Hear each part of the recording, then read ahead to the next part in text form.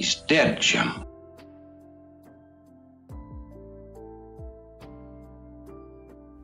I can neither confirm nor deny that.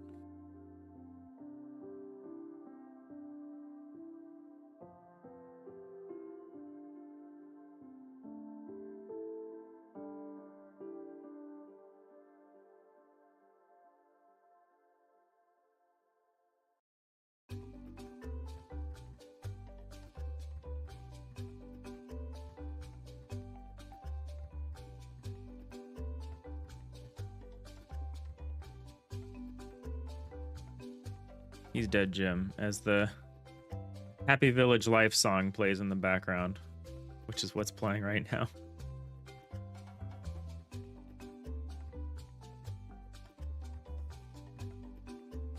Happy Saturday. Hey, Ryson. Hey, Dom Novel. All right. We're back for Saturday stream.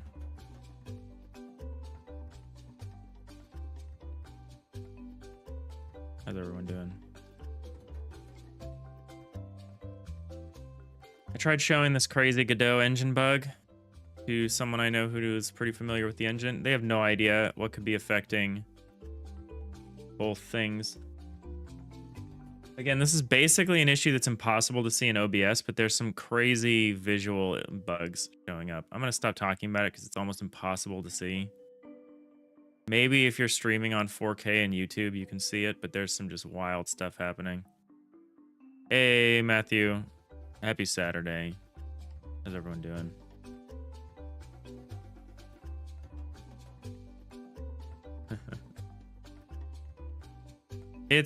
I've tried to describe it before. Basically, let me pause this music. This is basically what's happening. You get a block of color. Hold on, let me pause this song. Go. And you get another block of color. So between any two blocks of color in the engine right now, this is happening.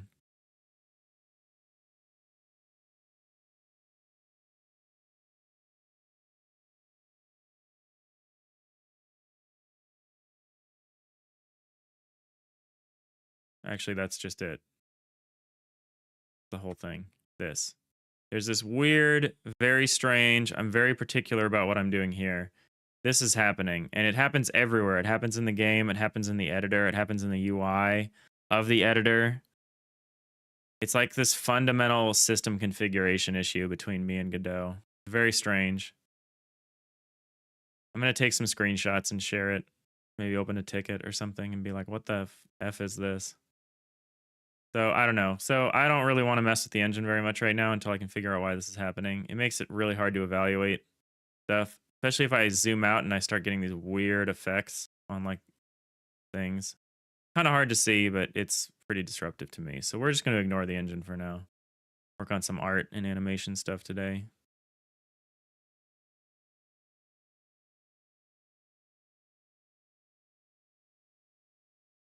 Yeah, I can screenshot it and put it in the Discord. Matthew, your Google Fiber connection's down in your house. You're trying to figure out why. That's fun. That sounds fun. Sounds fun.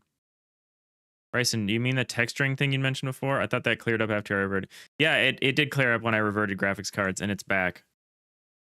I even updated to 4.4 beta 4 and got a new graphics card. Or not a new graphics card, got an even newer graphics driver. You saw the line moments ago in the stream. Yeah, it's really weird. No, it's not to do with OBS. I just don't think you can see it on the stream very well.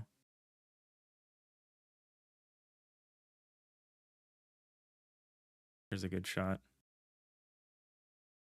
See if I can take a screenshot of this.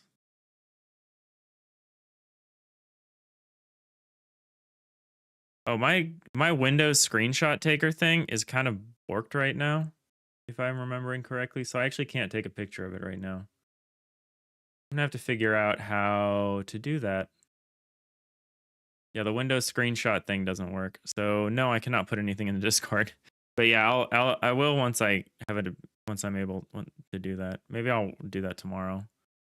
Take some pictures of it, post it up somewhere. Super weird problem. But that's fine. That's what I wasn't planning on doing anything in the engine today, really.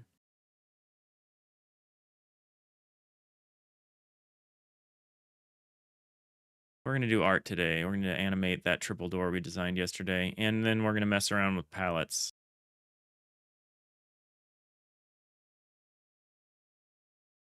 Print screen button. Yeah, but if I print screen the whole thing, I'll have to like trim it down and like isolate the parts that are a problem. I'll do that later. I don't want to do that on stream. This is the wrong file. This is the title card. I'm like, what am I looking at here? Door triple combo. Yeah, this is it. We're gonna animate this door today. Our fun little Y-shaped door that I like.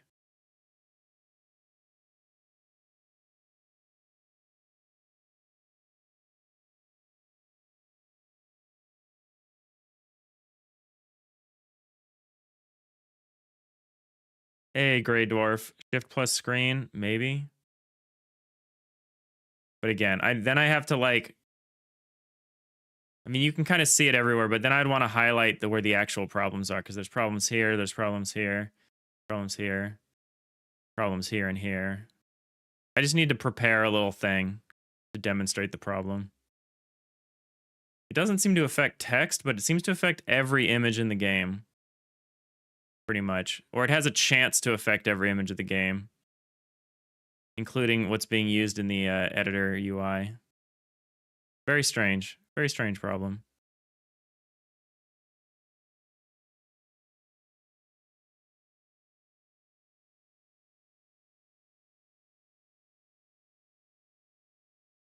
Matthew Sparks, you made the switch to Linux this year, and you didn't realize how much more you liked some included utilities like Screenshot. So you had to go back to Windows for work stuff. Unfortunately, all your music production stuff doesn't play nice with Linux. Otherwise, you'd be able to completely switch. Yeah. I don't want to spend that much time on like system stuff. I'm like worrying about as a game dev, I feel like you don't have a choice. You're just on Windows pretty much. Vlad P, using any add-ons in Godot? If yes, what would you recommend? Hey, a lot of people hopping in today. I don't think I use any add-ons in Godot right now.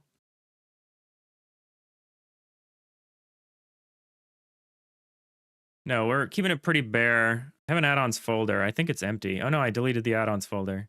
Yeah, at the moment we're not doing any add-ons. We're making some of our own tools. That's kind of what we're focused on. So we've kind of done a weird thing. So we have this auto tiler in this whole separate game simulation layer that we're doing in C#. So we've kind of been making our own little add-ons. Like we have an entity component system, which I would not recommend doing, but we can make these little buildings.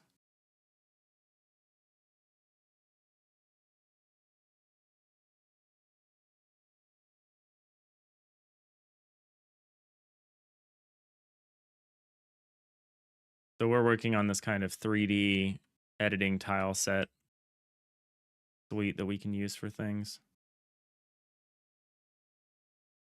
Oh man, this effect is really noticeable to me right now. Don't mind the flood fill algorithm as it freaks out. We're working on this kind of isometric 3D kind of deal.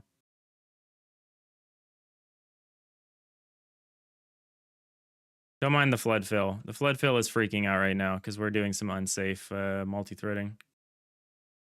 It will stabilize. Here we go. It's stabilizing. So we can make these 3D constructs.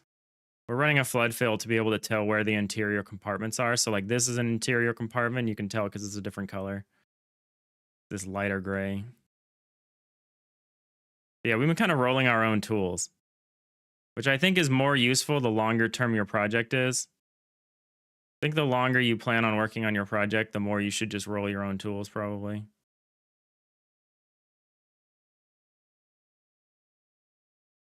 Looks really cool. Thank you. Yeah, we're kind of aiming for this isometric 3D version of FTL faster than light. That's kind of where we're working towards. Gray Dwarf could be your monitor and or font settings. DPI or anti-aliasing. Yeah, the font doesn't... I also don't see this in any other program. It's only the Godot editor that causes this issue. No other program has this. So it's some misconfiguration between the engine and my computer. So whatever, we'll figure it out. Greydorf, FTL is top down, which makes it way simpler. So curious why you're going after one of the toughest perspectives known to all life in the universe. Because it's interesting. It's interesting. We're actually not even doing isometric. We're doing a dimetric. We're doing way more of a side-on perspective.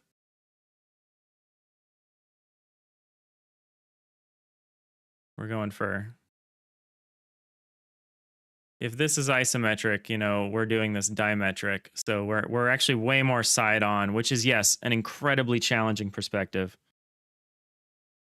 But I like it. I like some of the stuff we can do. We're working on some new tile types that we're going to add into the game soon. We're working on a zoom out, where you're going to have, like, you'll be able to zoom out one level and see smaller versions of the exterior of your ship. I just find it an interesting challenge. And I think it'll be cool. We're doing like 3D, the 3D chess version of FTL Faster Than Light. You can have like a bigger ship because it's like multiple decks stacked. It's definitely a lot of work though. I'm not arguing with you about that. That's definitely true.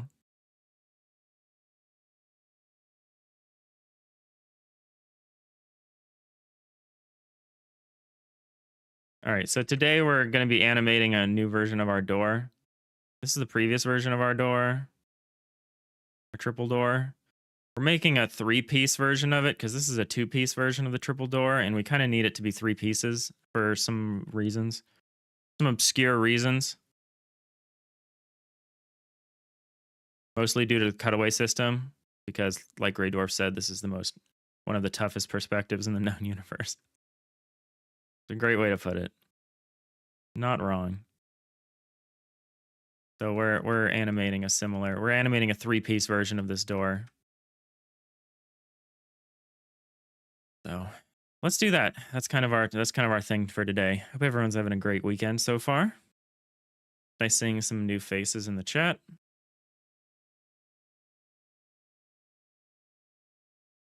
If anyone has any questions or stuff they'd like to share, stuff they're working on, questions about Godot, I'll do my best to answer. I'm not an expert. If I was an expert, I would understand what's causing that weird graphical issue.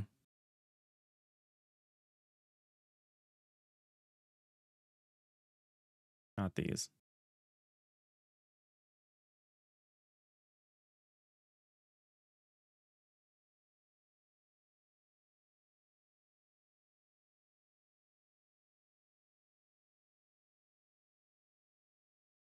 So yeah, we're just animating this door. That's kind of our thing today.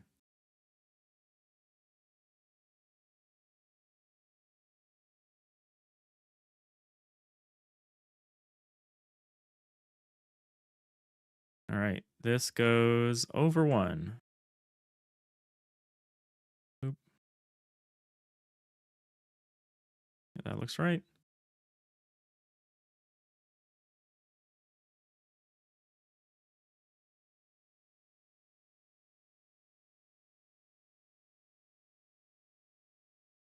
All right, this one's going to be interesting because very soon this one's going to start retracting along the sides here. I'm very interested to see how that looks.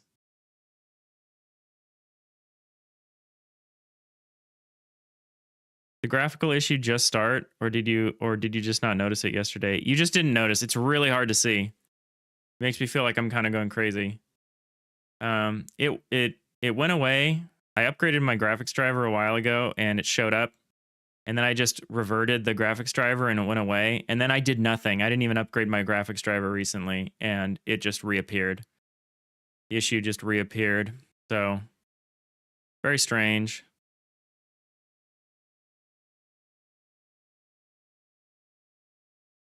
I'll probably start by posting about it in the Godot Discord, and then if no one has any idea, I'll maybe start posting to I'll open a ticket or something. Definitely a problem. But it's more of an annoyance than anything right now. I should see if this issue is affecting any of my other projects. That's actually something I should test. I should check some of my older projects and see if they're also experiencing this issue. Try to isolate it to see if it's just a project issue or a more general engine problem I'm experiencing. Try to isolate it. Okay. All right, so that's the tooth coming up. And then now we've got the near door retracting.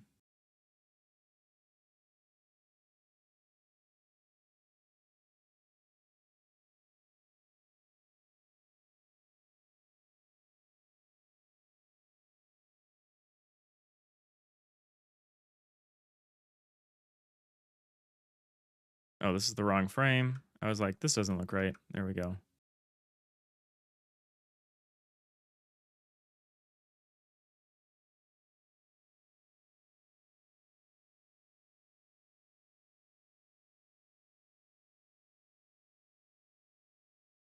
Hey, Ran and Journey, how's it going? Happy Saturday. How are you?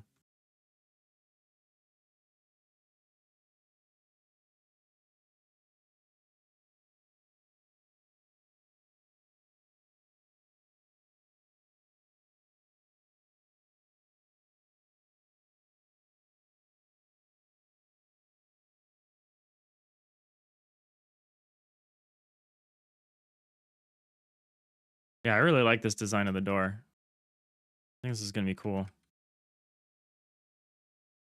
Vlad P, what took you longer, make the sprites or the code to generate the tile maps? Definitely the code to generate the tile maps. So we have like we have our own custom auto tiler.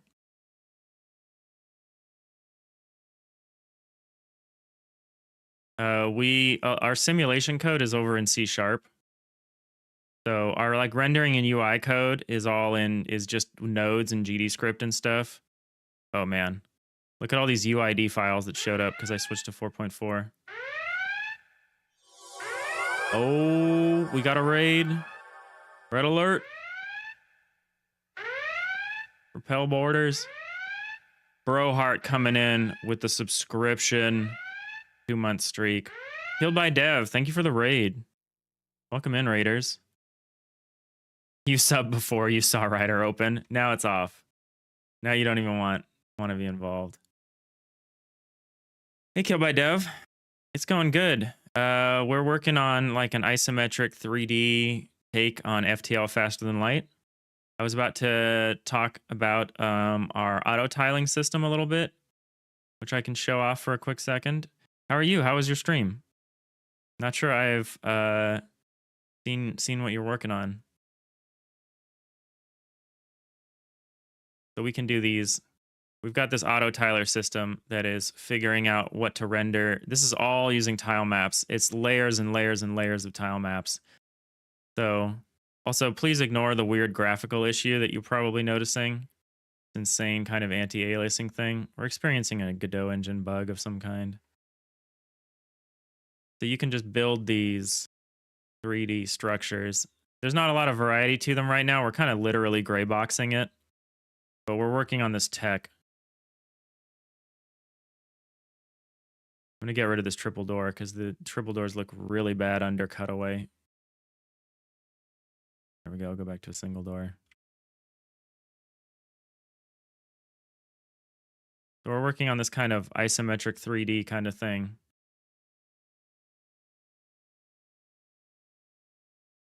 So the way this works, Vlad, doing well. That's awesome. There's many tile map layers that we're using. So the wall, which is this kind of a block. There's also a floor piece, which is this kind of a block. So this block has 3 tile map layers to it. It has a layer dedicated to the faces on the left, a layer dedicated to the faces on the right, and a layer dedicated to the top faces, the Z face. The wall also has 3 tile map layers dedicated to it. So per level, per layer, we also have a tile map layer dedicated to doors entirely. So there's 7 tile map layers right now for each level, and there's like up to 8 levels. So, and all of this stuff needs to auto tile between it. So like the auto tiler works across Z levels. So we ended up having to make our own custom auto tiler because there's no built-in auto tiler that takes an arbitrary number of layers as input. So we ended up building our own. Rhiannon Journey, you're doing pretty good. You're hoping to get a character controller and basic tile map thrown together over the weekend so you can start prototyping different game mechanics. That's awesome. Killed by Dev, thank you for the follow.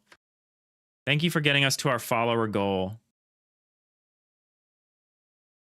Really appreciate that. We just met our follower goal. Thanks to you, Killed by Dev. Really appreciate it. Hope you're having a great weekend. Glad your stream went well. Brohart, the cutaways are looking so much better. Yeah, thanks. We went back to that kind of onion-like cutaway, that 3D thing. You got scared by the raid alarm? Sorry, Vlad. That's our red alert. Let us know if we get raided on the Twitch side. But anyway, we have a very simple main system running right now that's just kind of for the editor tool set. It definitely took longer to get the tile map, the auto tiler running. So there's basically 3 core systems that run, and they run somewhat independently. So we have a tool system that lets us like draw those blocks, so we can draw and erase blocks. That handles that part. We have a flood fill system that tries to determine where the compartments are. So you have like an FTL-like compartmentalization system, so we can tell what's exposed to outer space and what's like inside, like what's in a room, so that we can do things like pressurization and like oxygen and fire propagation and things like that. That runs on its own thread, which is why it kind of behaves a little weirdly right now. And then we have the tile system, which is the last part. And this is like quite a lot. It runs its own loop for each layer type. So like I said, there were 7 layers, and then for each level, and there's like 8 levels right now. So there's about, I don't know, 50 something, 50 odd tile map layers all happening. We do all of the auto tiling here, and then we pack it up into a tile map, into a packed byte array, and then shove it back through. We just pin it, send it back to Godot, and Godot unpacks that tile map. So we do all of the tile map data stuff here ourselves, and then we just shove the tile map data into the various tile maps that need it. We have these stacks of tile maps. I don't know where they are. Oh, here they are. So like here's the 7 layers for each level. And then we have, right now we have up to 8 levels that we support. So yeah, the auto tiler definitely took a few months to get working completely right. But it pretty much works now. Pretty great. So now we're just iterating on some content, getting some more content in there. Like I was showing earlier, we want some more tile types. Right now we only support the basic cube. But we're looking to add support for like these more complex slope shapes so that we can start doing like silhouette designs. Looking forward to that. Looking forward to get some silhouettes, getting some actual ship designs in here. You're gonna raid and run, kill by dev? No worries. Thank you. Thank you again for the raid. I hope you have a great rest of your weekend. I'm gonna try to catch one of your streams sometime. Hit you with that follow. And give you the shout out. Shout out, kill by dev.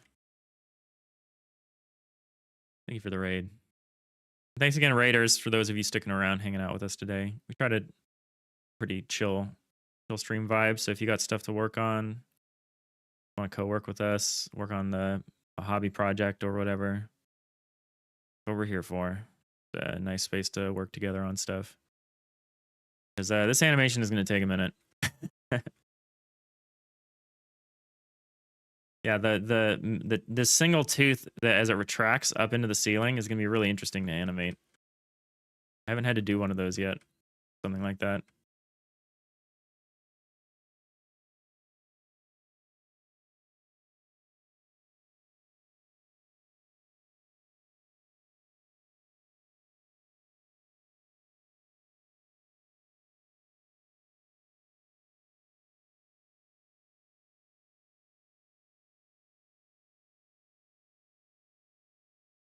Glad P, and the auto tiler will be used in the game or just to build the world.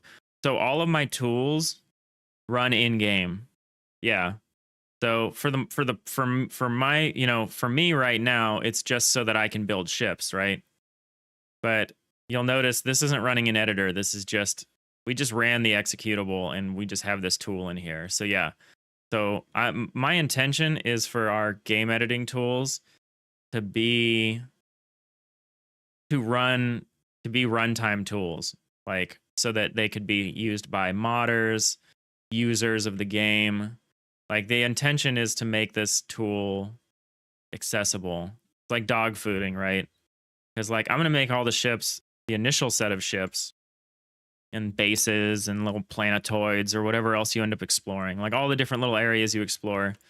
I'll make the initial set, but I'm just one person, so I need to try to design this game in a way that's like very friendly to like user generated content. So I would love it if we have a set of tools that are good enough that people feel like they can use them to make mods and stuff, make their own content packs. That's definitely the goal.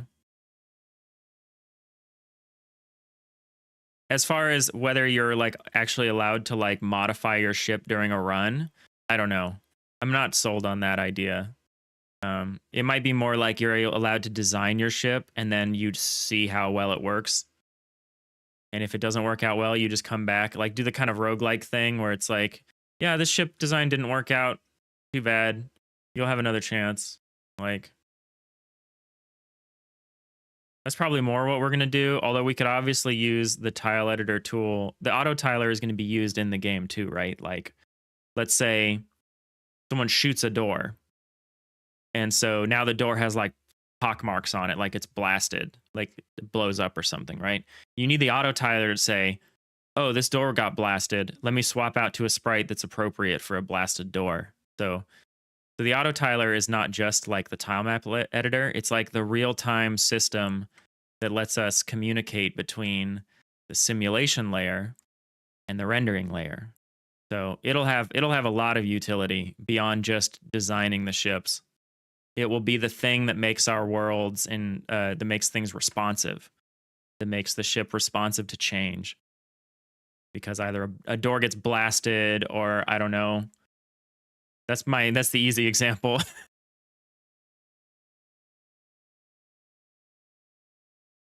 Oh, almost missed a spot there.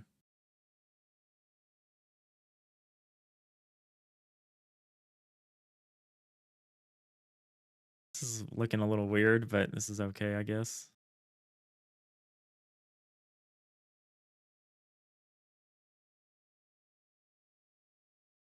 I a little bit regret putting the arrow this far away, because we're going 4 over before we do a jump, but that's fine. I think that'll look okay. If that terminology is confusing, it'll make sense in a second.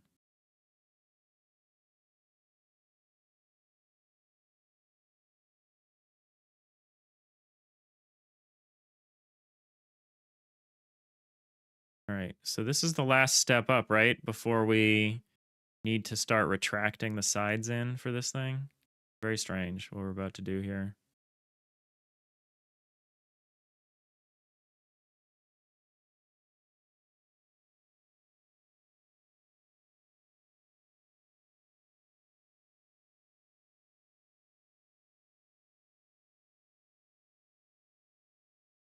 So up by 1.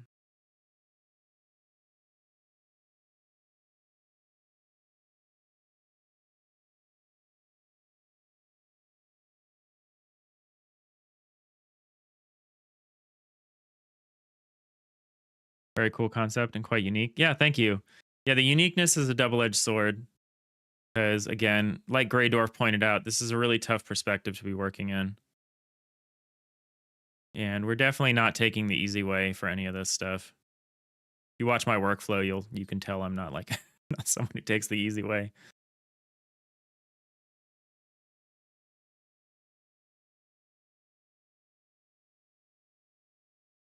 But I'm hopeful. We also have time. We're not like in this crazy rush.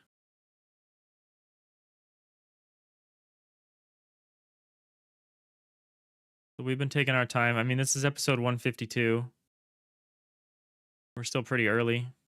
I know that doesn't feel early, but we've talked about it before. I estimate that this game won't be ready for at least 1,000 episodes. So we got time. This is a many-year project. It's been really great kind of growing the community while we've been working on it. Yeah, this door is going to be awesome. This is really great. Got a lot more character than the typical double door or single door that we've got so far. Or the typical two-piece door, I guess I should say, regardless of the size.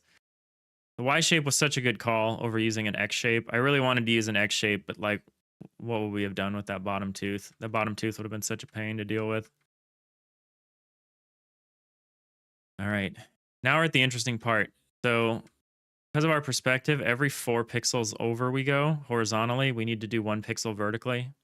So we've just done our 4 pixels horizontally, or our four horizontal movements. Now we need to do a horizontal movement with a vertical movement. So we're gonna move this door up. We're gonna move this door down. This door just keeps going up and down, but the other doors all change a little bit.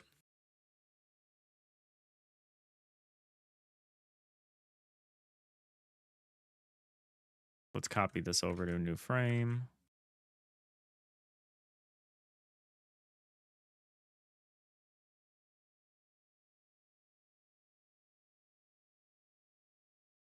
Looks really hard doing it solo. Very true. The right corner looks kind of weird. The right corner.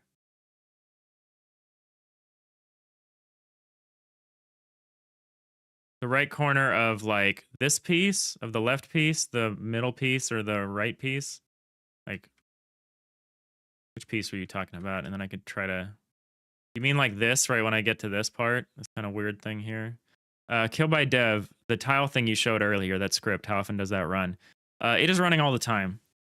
So what we've done to simplify it is we actually have, this is really scuffed, but it's working right now and we're not worried about it. So this game node is basically our root node. And this is also our doorway between the rendering and UI stuff in Godot and our C# simulation layer. So this is the one class that kind of has a foot in both worlds. So we get our physics process call here, and then this system handles the tasking.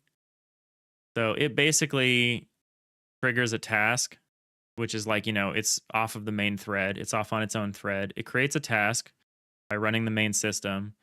The main system then triggers all these tasks conditionally if they're needed. Like, do we run the view system or the edit system or the tools system to update the tile? This is the tile stuff that you're talking about. So we run the tool system and the tile system as often as we can. We run the flood fill stuff on its own thread. So because these are offloaded onto tasks, they actually run in the background. So we're running the tile updater as often as we can, but it's taking a few frames to run the tile updating stuff. And then the flood stuff is taking forever because it's very unoptimized. So we run the auto tile system basically as often as we can. And it ends up taking a handful of frames to finish. So, because we noticed a slowdown when it was being run synchronously, so we just needed to get it off the main thread. But now that it's off the main thread, it seems to be doing fine. Doesn't seem to be much of a performance issue, which is good. Pretty cool. You need to figure out tasks still. They're pretty lightweight. Right corner of the middle one. Okay. We'll look at that, Vlad. Yeah, tasks are nice because tasks are essentially a wrapper around thread pool, is my understanding of it. So you don't have to manage threads. You don't have to start up threads. You're not worrying about semaphores or whatever other stuff. I'm not an expert on multi-threading. Important caveat. Yeah, this does look a little weird, Vlad. It's a consequence of this shape. So this is our square. So this is like the line that's the back line. This is like one line. This is one line. So it's kind of a consequence of how our faces are, you can basically think of, we could have done this a different way where these two lines converged on top of each other. So this line could have converged, but instead we actually just don't have them do that. I prefer this better for like floor plates and stuff. Like you can kind of see it elsewhere. Like this is how our floor plate works. It creates some awkwardness. And in fact, I'm kind of considering moving away from outlines. Outlines are good right now because everything is flat. All of our shading is flat. Like we have no textures really. But as we slowly start to replace this with something that involves a little more texturing, I think the outlines make less and less sense, especially for a space game. Like if you look at these outer outlines along the edge, you can't even really see them because they're next to something that's dark. And I'm really concerned about that for stuff in space. I think outlines are going to make very little sense in space, but I haven't been willing to pull the trigger on it yet. So we're kind of left with some awkwardness, like this kind of shape. It's okay at scale, but yeah, it looks a little weird. That's an issue I have a lot when I'm working on this, is because something will look weird when you zoom in on it and look at it in isolation, but then if you look at it like everything at once, it's like not that bad. You look at everything together, you don't really notice it, kind of deal. But yeah, that's a good point. It is weird. It is weird, and it's kind of an argument against doing outlining. I'm thinking about doing something like this. Doing something a little less outline heavy, a little more natural. This looks kind of terrible, and it's because I'm not good at drawing. Outlining is easier. It's way easier to just do stuff via outlines. Because this looks weird until I start texturing everything else. If I start texturing everything, maybe we can move away from outlines. I know I've said that before, and I'm repeating myself, but that's just kind of how I'm thinking about it.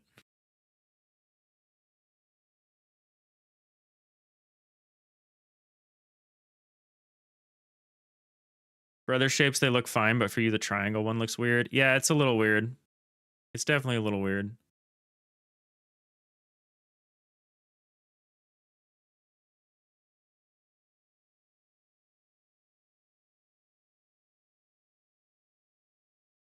This is my first serious foray into pixel art, so I'm definitely still learning about what looks good, what doesn't look good. When I made these shapes, I agonized over some of these shapes that I kind of just hated. I hate some of the stuff in this, but you know, you end up trying to do something consistent and it causes some awkwardness sometimes. And your choice is either to not be consistent or to, be consistent and accept that occasionally some of the combinations will just be a little awkward. And, it's hard to know exactly what the right choice is there. But it helps me to have rules, like this of knowing how shapes cross over. That's kind of the only way I've been able to do this so far, is define very clear rules about the visual language of how not the visual language, it's more of the logic of how things work at this perspective. And yeah, sometimes we end up with something kind of awkward. And the rule of cool should always win. But I think I don't know. I'm just kind of rambling at this point. It's Saturday.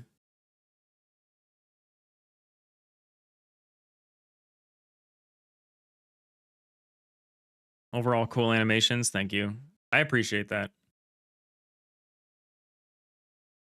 Bryson, maybe remove the outline on the closest edge of the triangle segment, the internal edges of the form.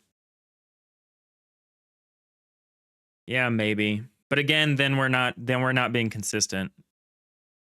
And so I am actually very seriously tempted to get rid of the outlines. If we do, what we're probably going to end up doing is probably going to do like an art rework at some point where we texture all of these. And when we do that, I think we can be more serious about it. Because as it stands, I can get rid of this frame for now. This just is right and consistent in terms of like everything else that I'm doing. And it's kind of awkward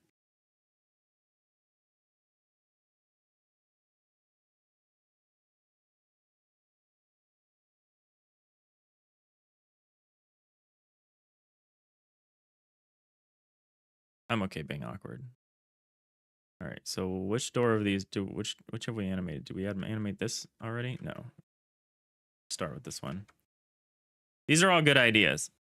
If I don't implement one of them, it's not because it's not a good idea. It's because I just don't want to open that can of worms right now. That's something I've had to do a lot as a solo dev, is because something only really happens when you're working on it. I've had to be real careful about like picking things up and putting things down. Like I can't just leave stuff halfway done for me, which is why we'll spend like weeks working on one thing, because I need to do that one thing, and then I need to put it down when it's done.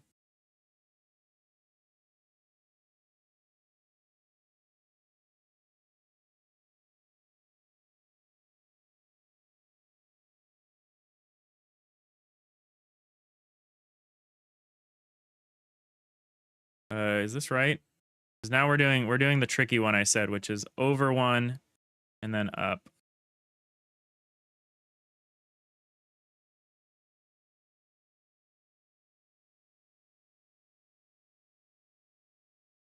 Seems fine.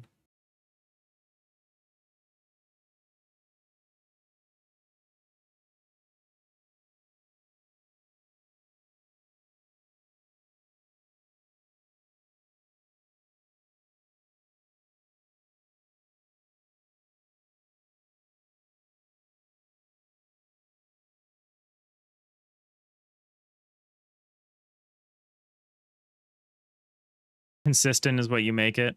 You make more nuanced rule set, and then it is consistent with that. You get it? You don't take it personal, and I take your suggestions. I appreciate that. I appreciate the barrage of suggestions too. With some of my best ideas are like, you know, like even just this Y-shaped door idea. This is Digitannigan's idea. So I really appreciate the input. This is something, especially when you're a solo dev, you can't figure everything out for yourself. Okay, so this is the transition here that I'm not sure about here. So what we do is we don't include these. This is the tricky one, because we're basically going to start moving things in. So we get rid of this, all this stuff. Actually, this we want to move. So now we're going to start bringing everything in here.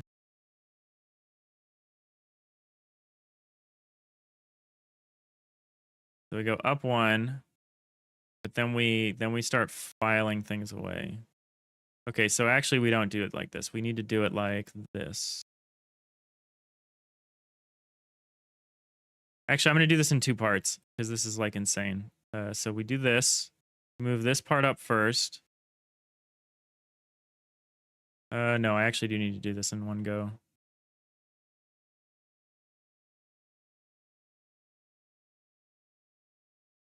So we stop that. We got to move this part is what we've got to move.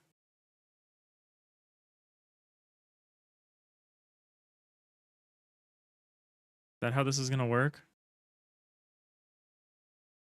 This is a first for me, this kind of specific transition here. So yeah, we need to move this part in.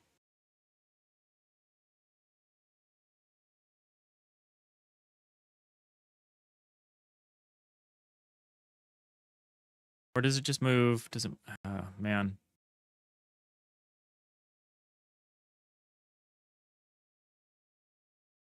We're basically bringing the wall pieces in as we do this. We do this. And then so what do we do with this side? Do we just bring this side down like this? No. We bring it in like this? Maybe? Maybe this goes in this way, is what it does.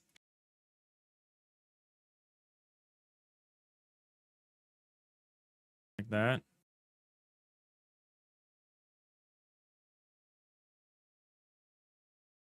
Maybe this one also goes in.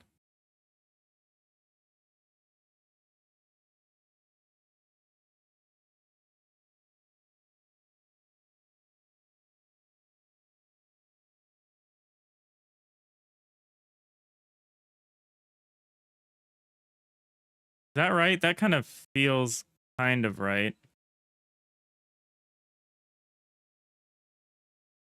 Yeah, I think that's how this goes.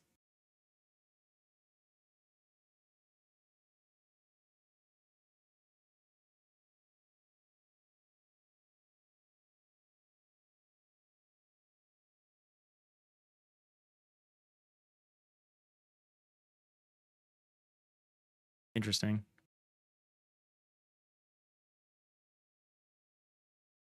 Thanks, Vlad. Appreciate it. Appreciate you hanging out here. Start checking out the streams. Struggling with learning Godot. Maybe you can steal a thing or two from me. Yeah, please do. Thank you for hanging out. Yeah, we do this Tuesday through Saturday. So we'll be back. We'll be back Tuesday. So I hope you enjoy the rest of your evening and your weekend. And yeah, I would love to see you here occasionally. See you again here.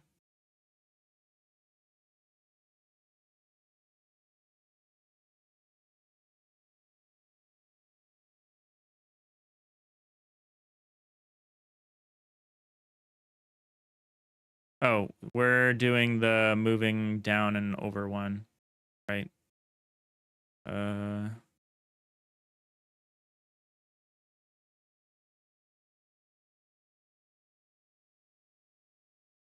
How's this gonna work?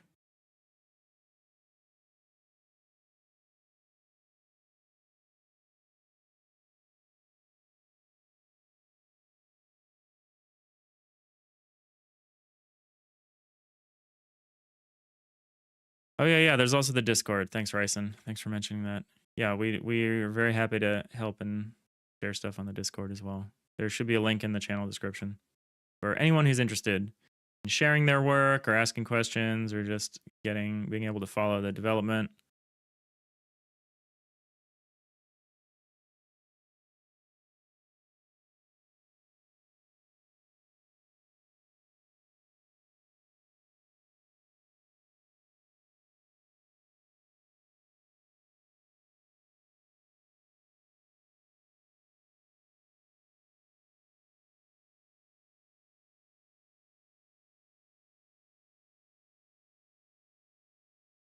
All right, so over and down.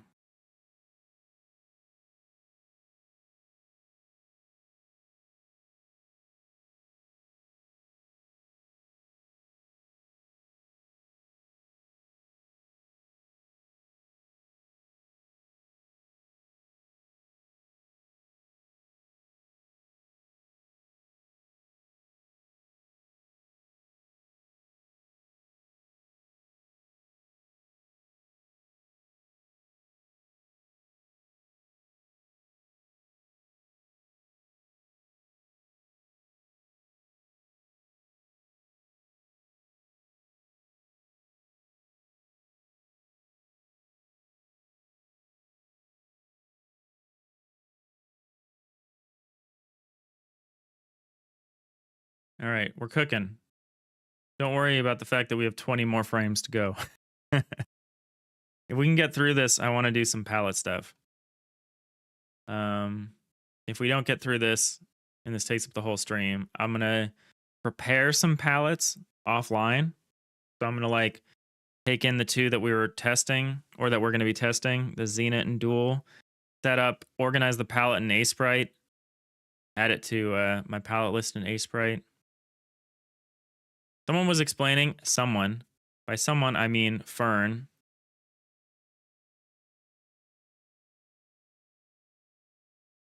Freshwater Fern was explaining to me color heat, which is a really interesting concept about how to use the same colors at different values to distinguish the foreground, the midground, and the background.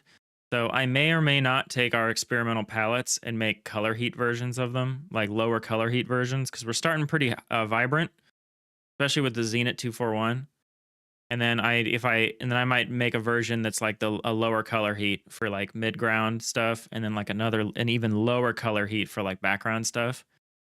so that we don't have some like the kind of contrast issues that you might normally get if you're using really vibrant palettes. So shout out to Fern for explaining that to me and being a generally awesome dev.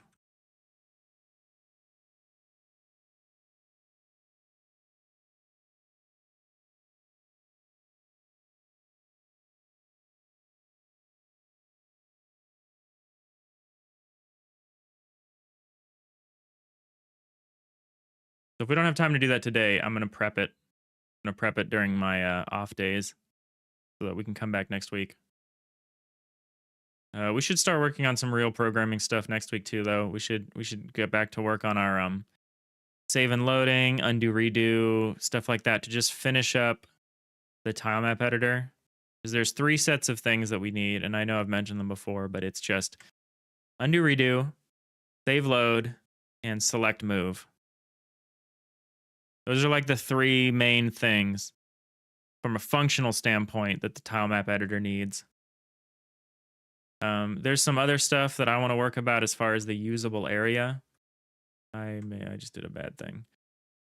Undo that and select that. Those are the main things that we need to worry about.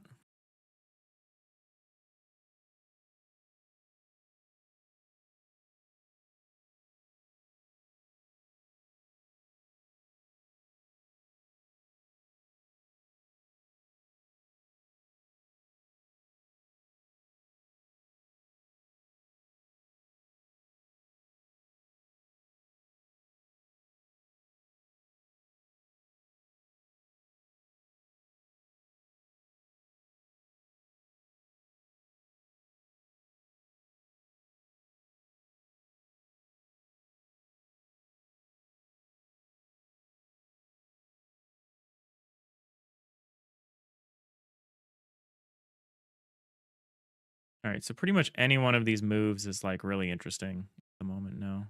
So we just do that, that, that.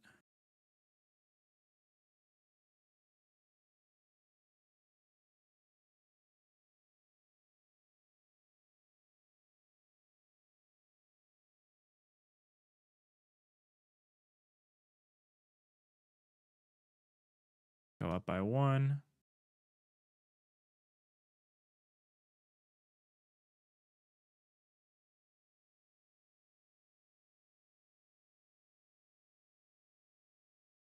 Okay, so that moves. So that is, there's 1. So that created 1. Okay, so then this is also another 1. All right. So we need to move these over again.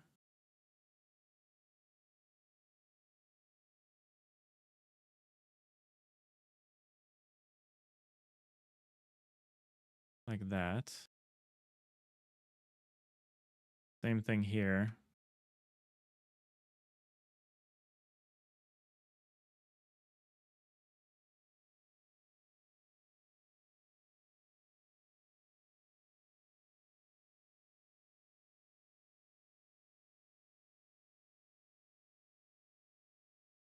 Yeah, I think we're getting the hang of this part.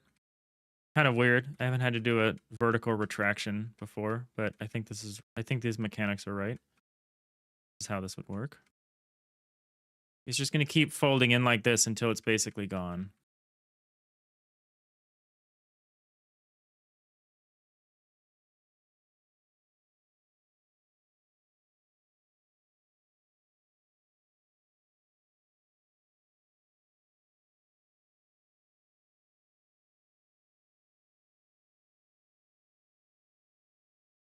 Bryson, why was the left door a diagonal shift and the right only a horizontal? Shouldn't they be in sync? I think I did it right. The fifth frame should be both. Yeah, so the 5th frame was both, and then the 6th frame is just, I think you just mixed up frames there. But yeah. Thanks for keeping an eye on it. I think we're okay. So now we're going to do the left side horizontal move.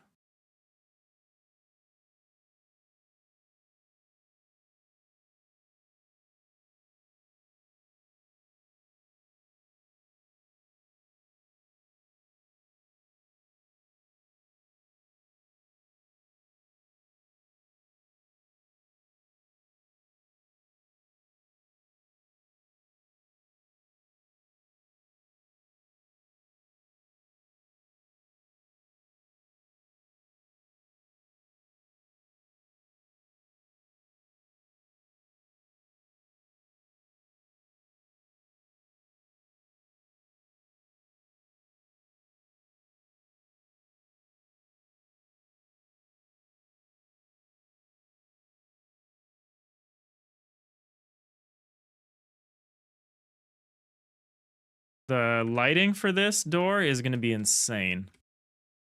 But it'll be cool. It's going to be a bit of a challenge for us.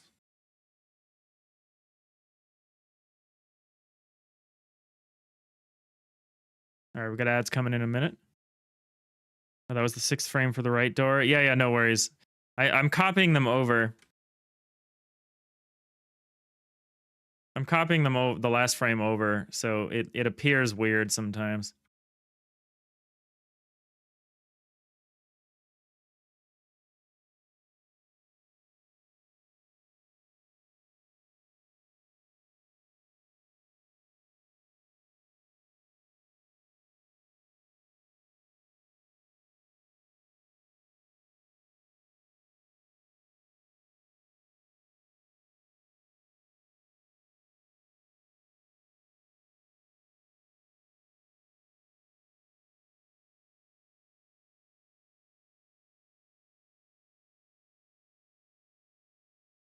How's your projects going, Ryson?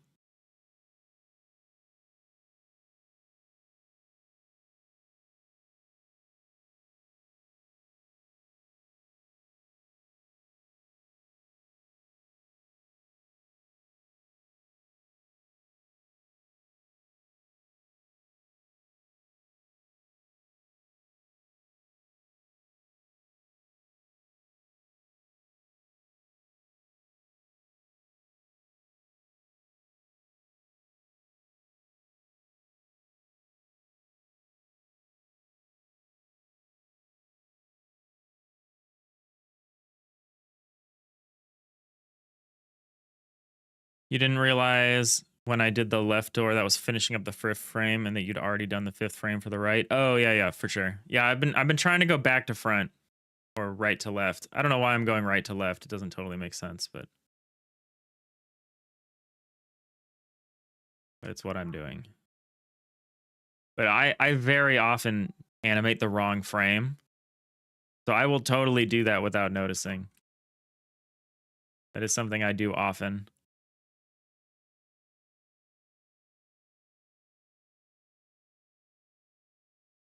Supply is probably permanently benched. That's too bad. But I understand. Fiddling around with Poisson, disk sampling, Perlin noise, and cellular automata. Ooh, that sounds fun. No, that's cool. That's cool. I have a hard time experimenting like that. I joke with people because I know a lot of game devs who they'll complain because they'll be like, I have too many ideas. They'll be like, I don't have time and I have all these different ideas I want to try out. And I'm like, not me. I have like one idea at a time and I spend like years on it. Like I even already know what game I would make next. Like 5 or 6 years from now. But it's one of my 2 only ideas.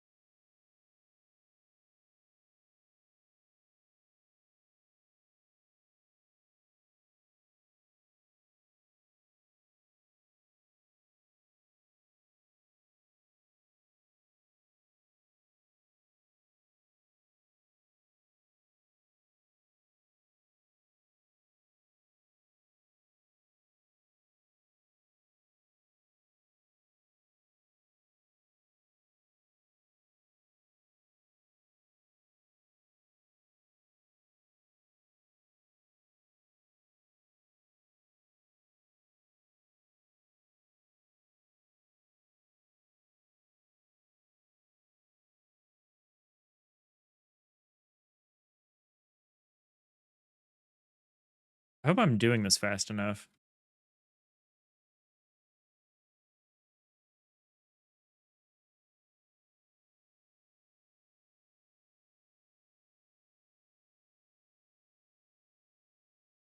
We need to make this completely disappear at some point. I guess we're only on frame 7. We've got like tons of time. Might get awkward kind of at the end though. You're thinking about doing different dithering algorithms next? Nice. Might mix it with mean shift color space clustering and cellular automata to see what sort of visual effects you can get. Yeah, that sounds pretty cool. I know some of those words. Actually, I know what all of those words mean in isolation.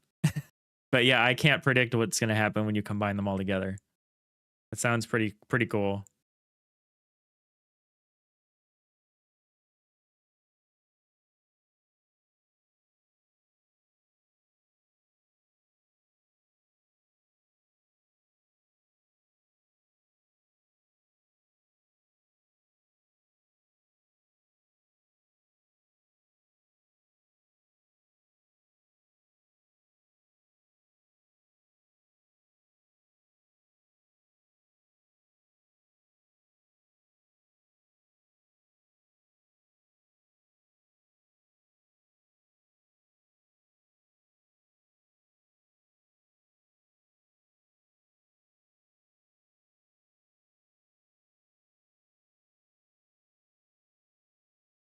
This is starting to take shape. We're going to have really smooth mechanical animations on this game. It's going to be really nice, I think.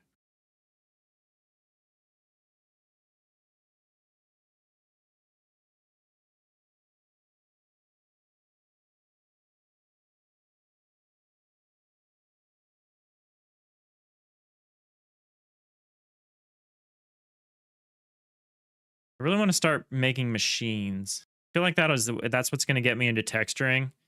Is like trying to make like, what does an engine core look like? What does a shield emitter look like? What does a weapon system look like? I feel like answering those questions are going to really be the thing that points me to the next visual direction.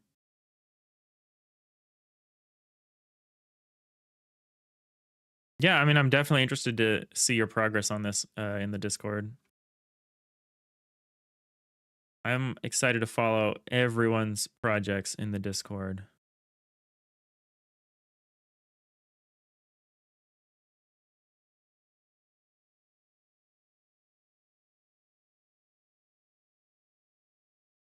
Yeah, we started off strong today, but now I think it's pretty much just you and me.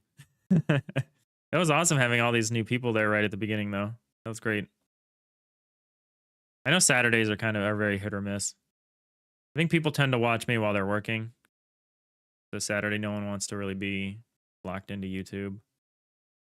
But I stream on Saturdays partly for myself and partly because I like I want to see a few people that I don't normally get to see during the week. There's a few people that can't tune in during the week from my previous stream time. It's just nice to be able to see some different people sometimes. So I like streaming on Saturday, but yeah, it seems to be pretty quiet most of the time. It's okay for me. I'm usually really tired Saturday. Today I feel good though. Today I'm feeling all right. I think it's because I slept in so late. All right, we're getting ready for another diagonal movement now.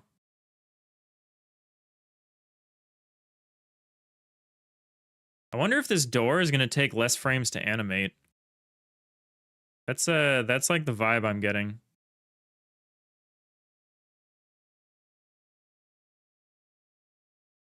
It's feeling like to me this door is going to take fewer frames to animate than the two-piece version, which makes sense because it doesn't extend as far forward. And that works out for me.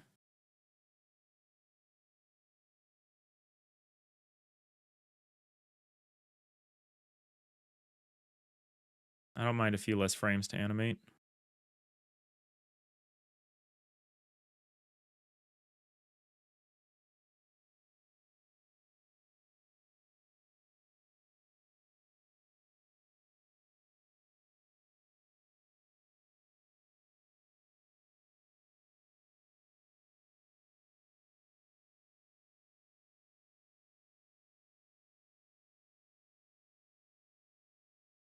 Do all the doors have the same to traverse space in the same speed.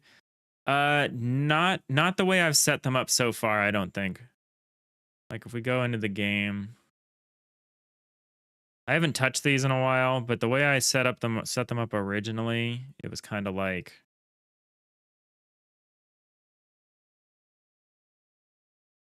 this was like this door opens, this door takes, actually don't remember. This door takes 2 seconds to open, which I thought was reasonable. And I don't know the distance between these frames. So it's about a quarter of a second between each frame for this one, and it takes about 2 seconds to open. What happened? Oh, I just disappeared. That's nice. I think 2 seconds is a reasonable amount of time to wait for a door to open. I want the decision to open a door to be meaningful. This is going to be harder to test because we don't have both of them next to each other. But I think it's... So this door takes 4.5 seconds to open, but it's twice the size, so it's a little slower. It's a little slower than the single door, but it's twice as big, so it makes sense. Oh, it's actually half... Oh, wait, hold on. What's happening here? Oh, no, it's the same amount of time. So yeah, the door opens at the same speed because it's about a quarter of a second per frame. But there's just more frames, so it's taking a little longer. So I guess the answer is that doors do open at the same speed. But since the door... Or they traverse the space at the same speed.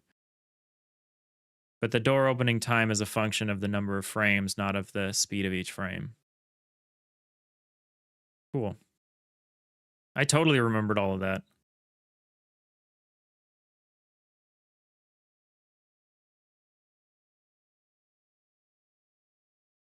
Shouldn't the amount of frames to animate directly track with the pixel width? Yes. Pretty much. Not exact. It's a little different because it depends what it matters. I think what's determinant is how far it is from the edge to the midpoint of the door. So I think this version, the two-piece version, I think this takes longer to animate because it's this slope that goes really far across. So to open the door, it actually what's dependent is the number of pixels between the arrow and the edge of the screen. So this is 18. Oh, but this is not frame 1. Let's go back to frame 1. So this one is 25 frames, which is accurate because it's a 26 frame animation. And then like the single door should be 9. So if we look at the single door, it's 9. And then the double door is should be 18. 18. So yeah, it's the distance between this arrow and the edge of the screen. That's how many frames it takes to animate. So for the triple door, we could then extrapolate.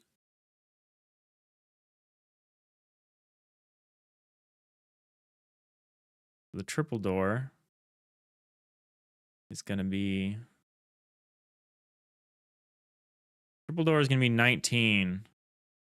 So the triple door is actually going to open in about the same amount of time as the double door. Kind of interesting. I'm okay with that, actually. Probably going to open in 4.75 seconds, something like that.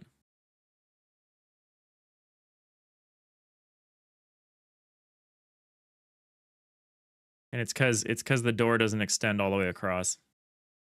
And the arrows are actually pretty far back compared to the other doors.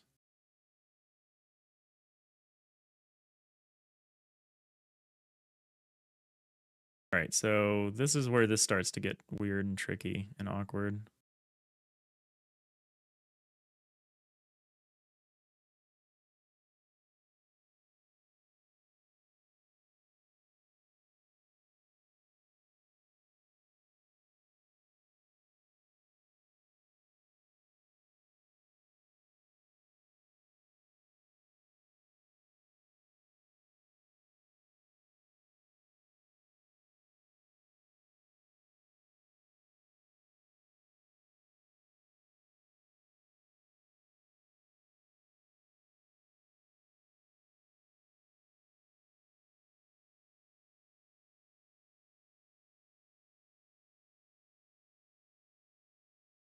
So we're going up one, and now we're going over like a whole bunch. I think now is where we do this part.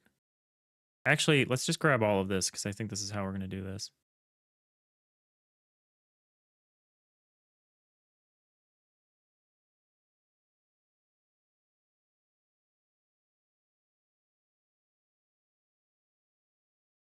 I think we're going to do this.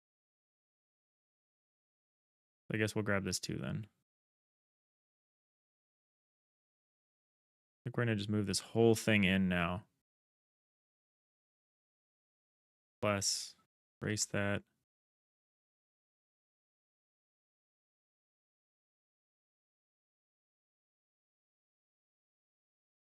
Same with this side.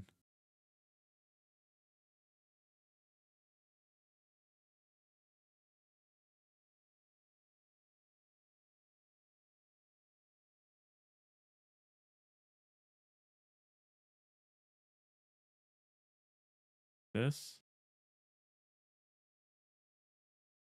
Yeah, I think that's when we make that jump.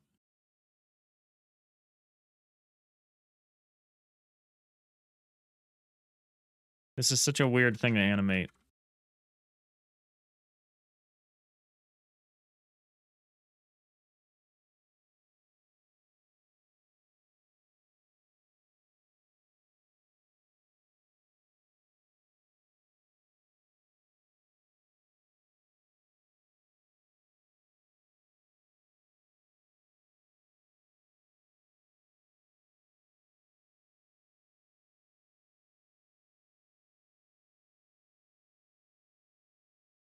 I had that burrito I was threatening yesterday. It was really good.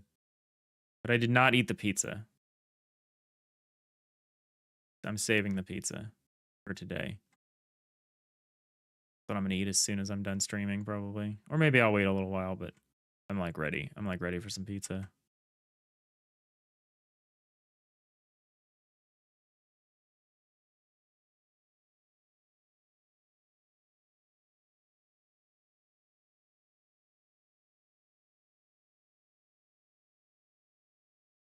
What? On. There we go.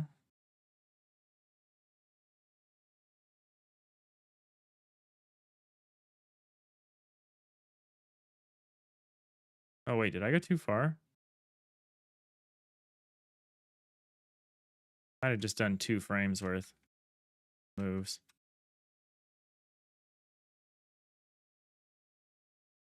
Yeah, I did. That's correct.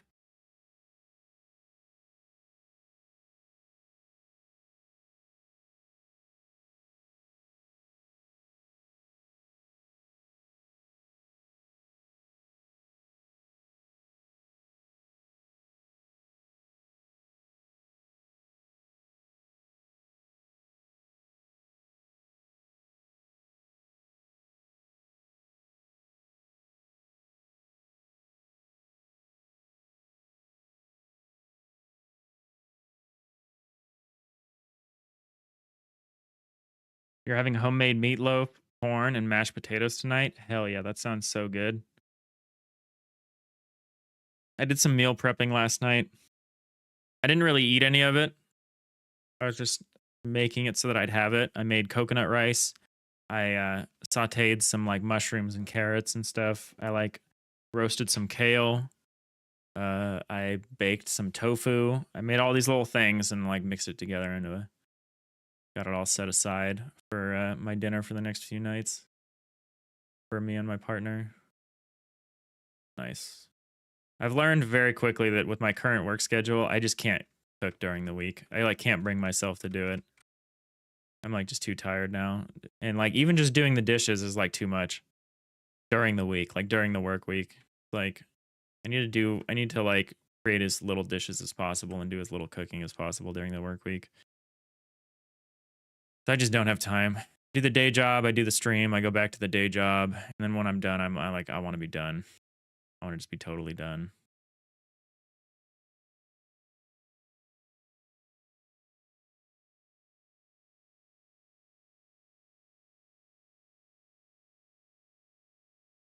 All right, so now we're doing a diagonal.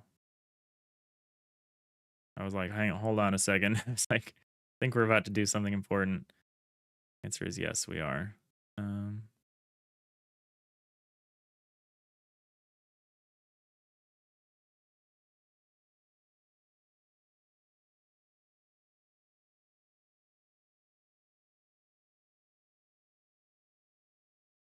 Over and up.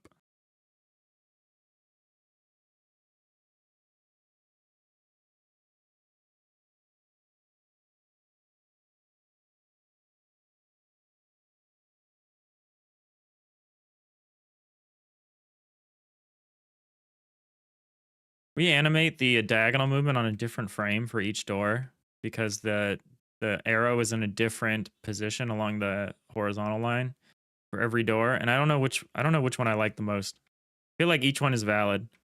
This one's a little funky because you end up with this shape, but this shape is actually kind of okay, I think, because of this extra thick outline. If we didn't have this outline here, I might hate this shape.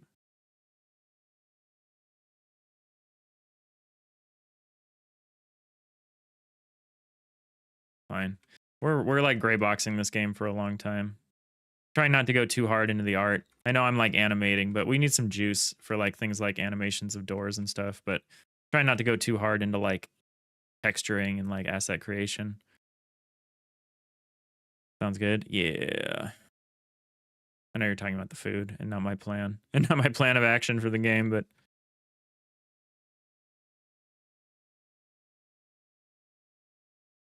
all right. Yeah, these animations now are just getting weird. Oh shoot. I did this too quickly. I forgot this is every other. I gotta go back and change this. So you'll notice if you pay attention to this rightmost line, you can see when we shift in. So shift in one there, shift in one there, and then this should not have been a shift in because it's not. We're not going anywhere. This should have just been up. Okay, that's fine. That can be fixed. Can be fixed.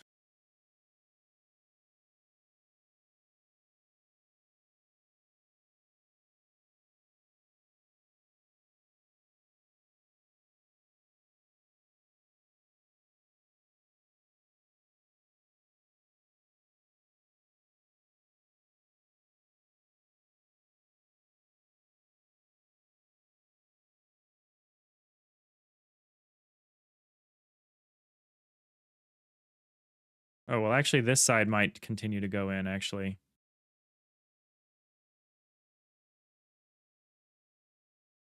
That's kind of weird, though, why it would shift on one side but not the other, but I think I'm okay. I think I can live with that.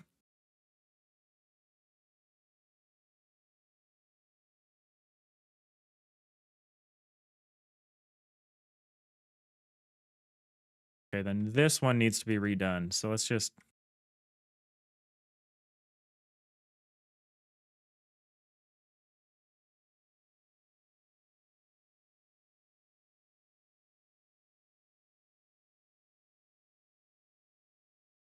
Okay.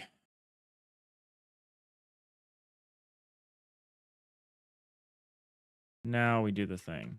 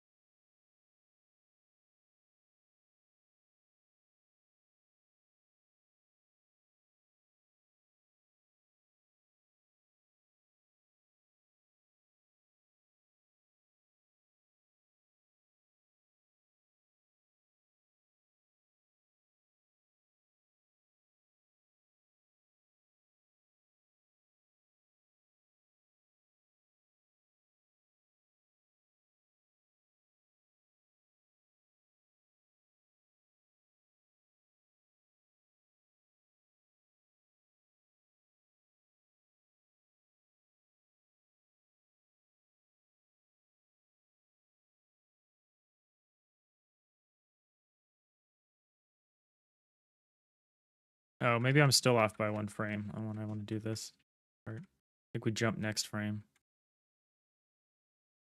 on that side. We're kind of alternating sides though, which I don't like.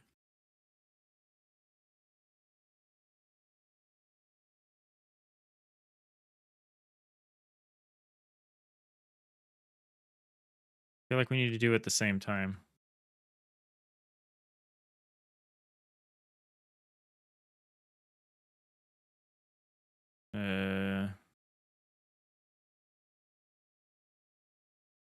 This is tricky. Tricky.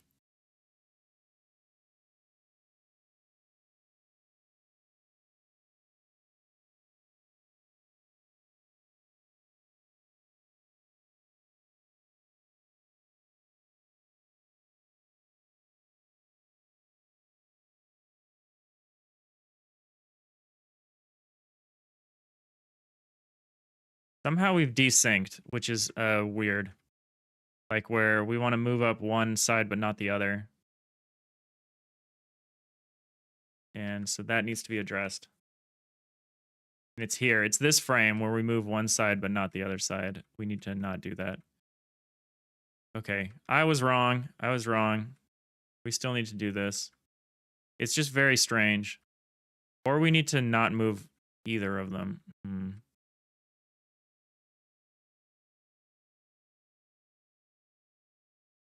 All right.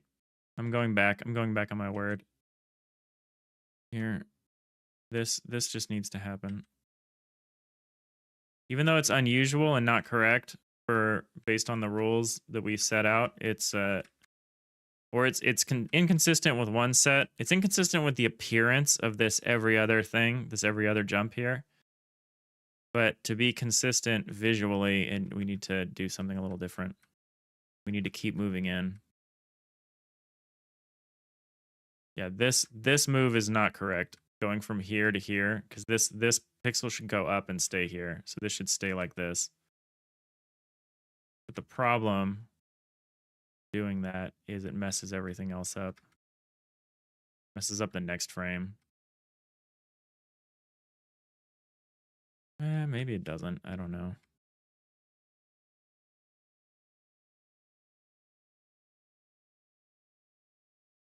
Yeah, because we really want to do a move this frame. We want to move everything down and over in this frame.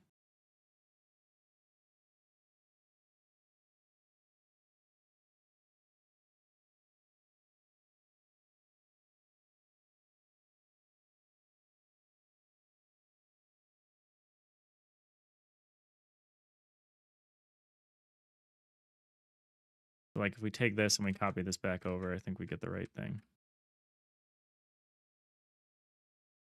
Yeah, this is what we want.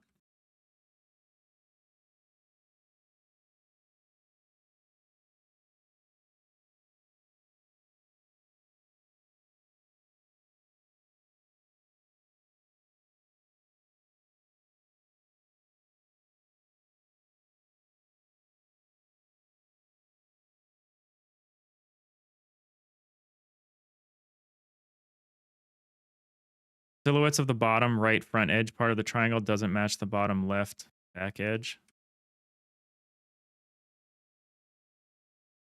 Bottom right, so this edge, don't match the bottom left back edge.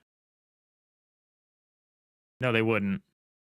Because it's this edge, these two edges are the edges that match. This edge would match with an edge that's invisible back here. Are you saying that they don't line up? Just possible, and probably a result of me being not good at this. If I take this and I move this over here, this should be about here. That's about the equivalent. Yeah, it matches up reasonably.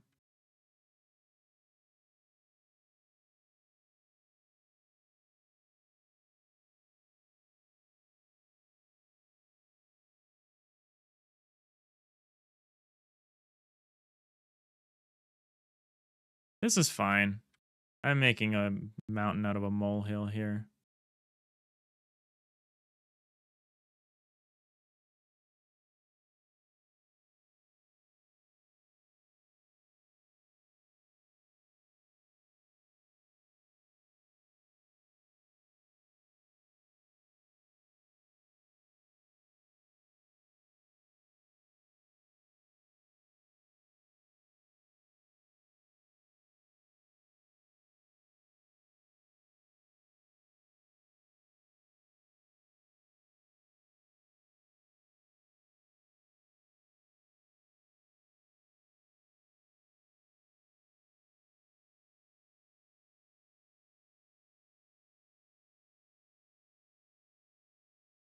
Hmm.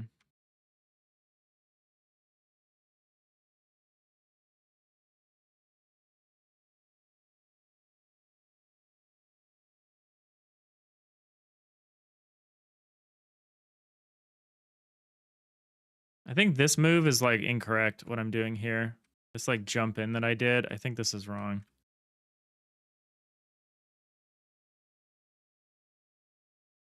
Or it's at least causing some issues, some inconsistencies.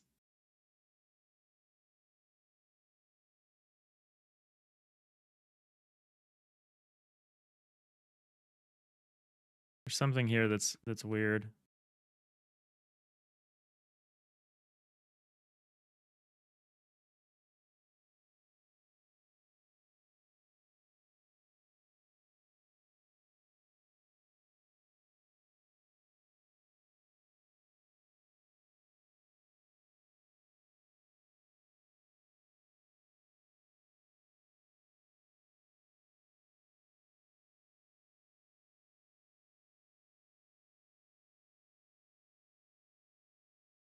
Yeah, this is wrong.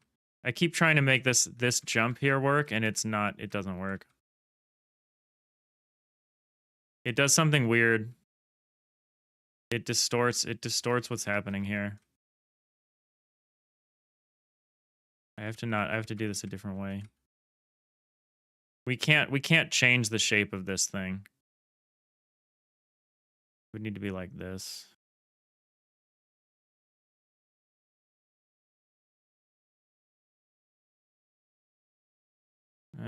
It can't be like that though.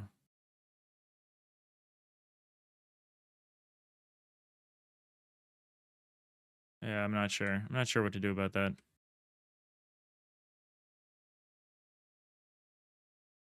This is also wrong. This should also be out further.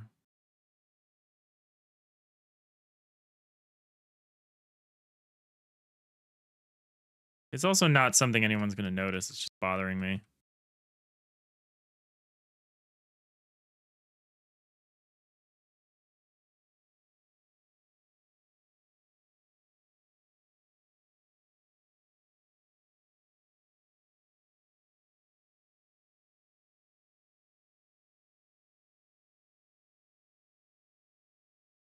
You think that is why it's suddenly going out of sync, since that's what determines the top's remaining surface area?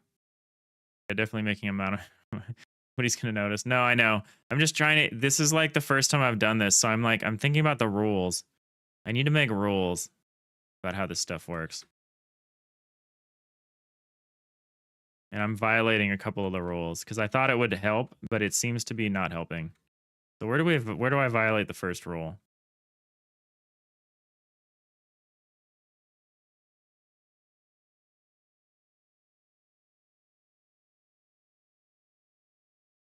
I do it here. I do it this frame. So try this again.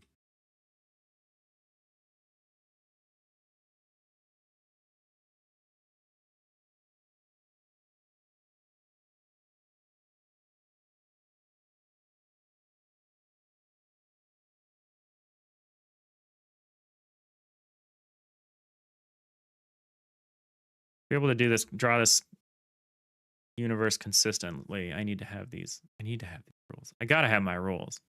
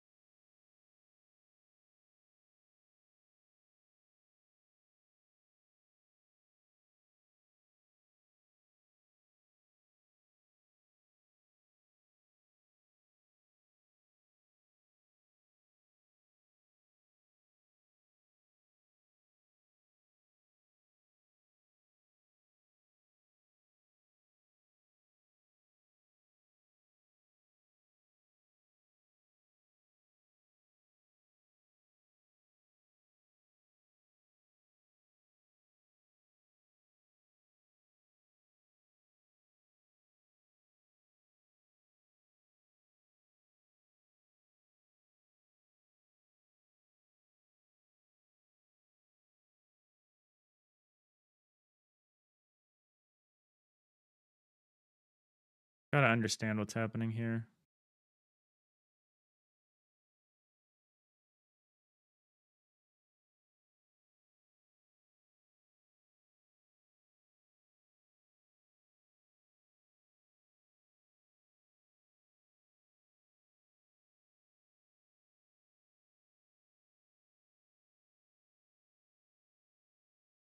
Okay, that's maybe correct for that side.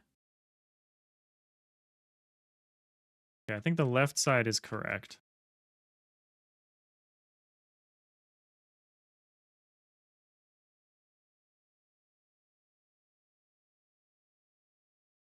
Oh, this front end is a problem.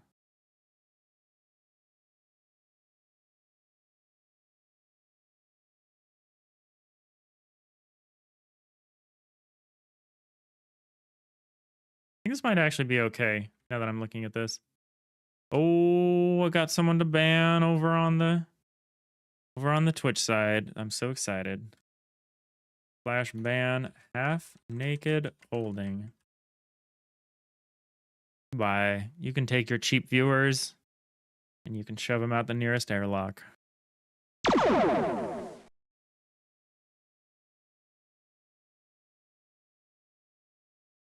Always thinking about the rules. I'm definitely a programmer, brother.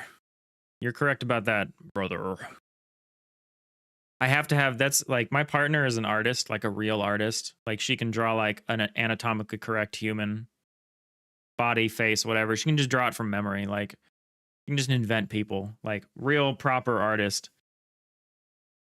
And she watches me do pixel art and she's like, this is unholy, like what you're doing. Like, you have rules about how like pixels traverse the perspective and stuff. Like, and she's like, this is wrong. This isn't art. Like, whatever you're doing, it's not art. And I'm like, I'm programming pixels. Programming pixels moving.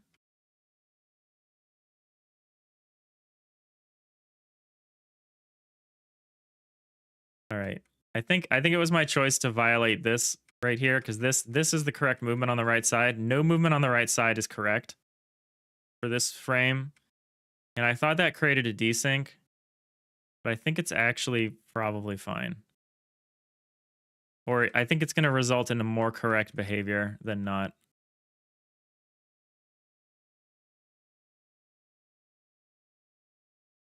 So let's try this again.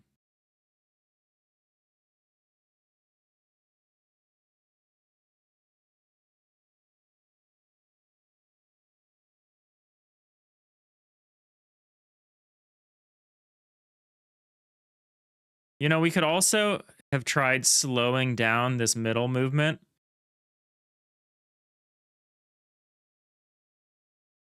Like, we could actually have tried slowing this down so that the vertical movement only happens every like fourth frame or whatever. But I don't like that. We could try that though if we continue to run into issues. All right.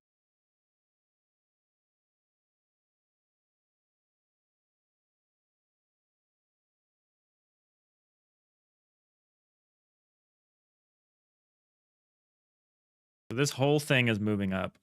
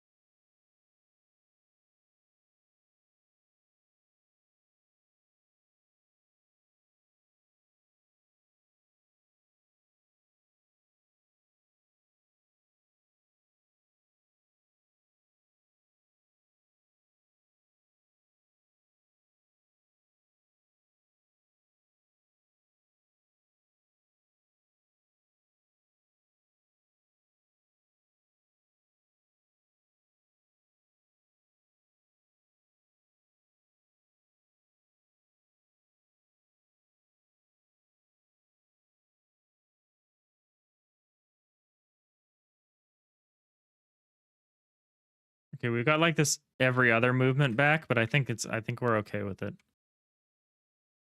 Got this kind of every other frame kind of movement thing going, but I think it's okay.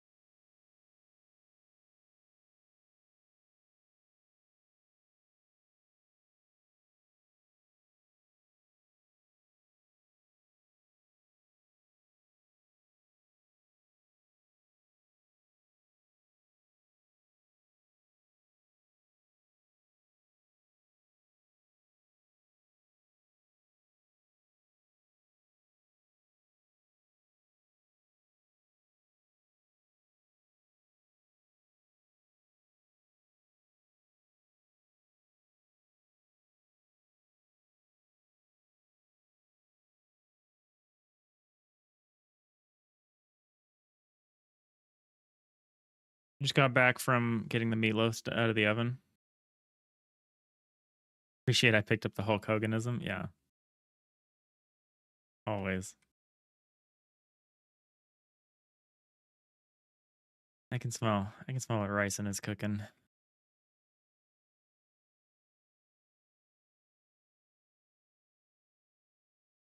Yeah, the not moving for one frame here is causing a really interesting effect. Think I'm okay with what we're doing, what we got going on here.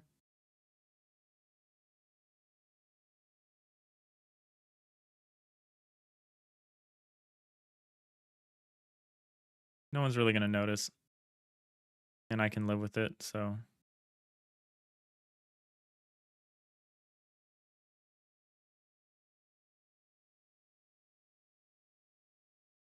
I am kind of tempted to do what I just suggested, which is like having the top part of the door open slower than the sides. I'm like kind of tempted to try that.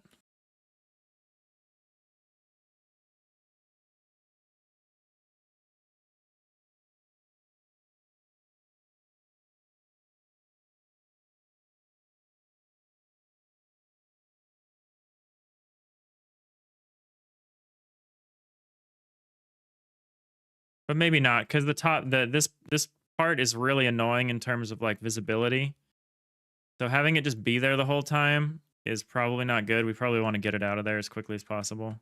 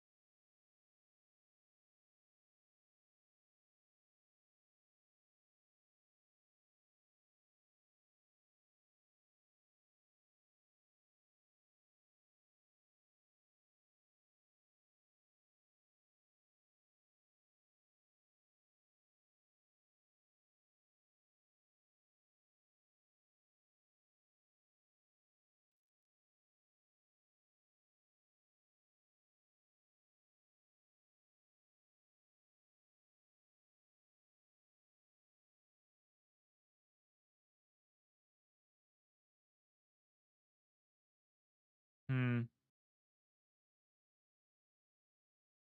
Yeah, I don't know.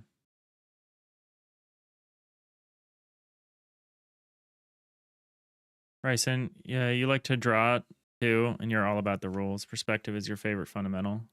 That's all about rules. Yeah, yeah. You often find you're at odds with real artists with that preference. Yeah.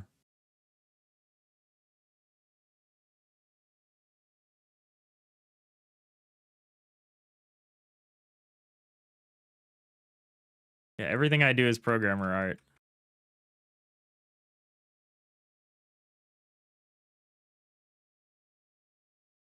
Hmm.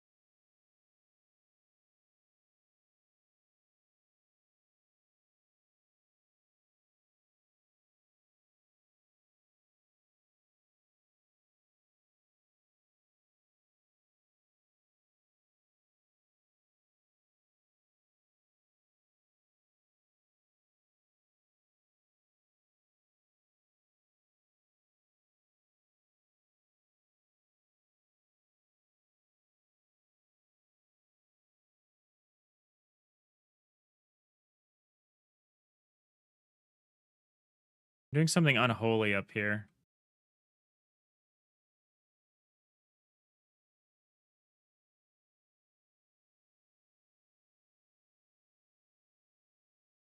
I don't know how else I could do that though.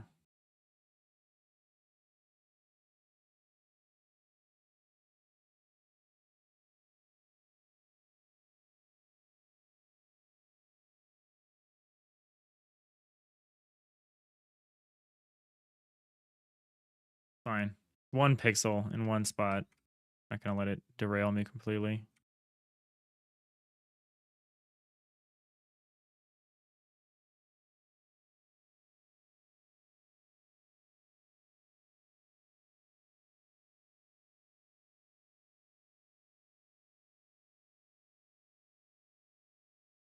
All right, time for. Oh wait, what? Oh yeah, no, it's time for... We just diagonally... Wait, what's happened here? Oh, dang it. Wait, how is that possible? It looks like I did the diagonal move too fast. Or one too early. Or maybe I just was supposed to do it... Oh, never mind. I was supposed to do it here on this frame. Oopsies. Got myself desynced here.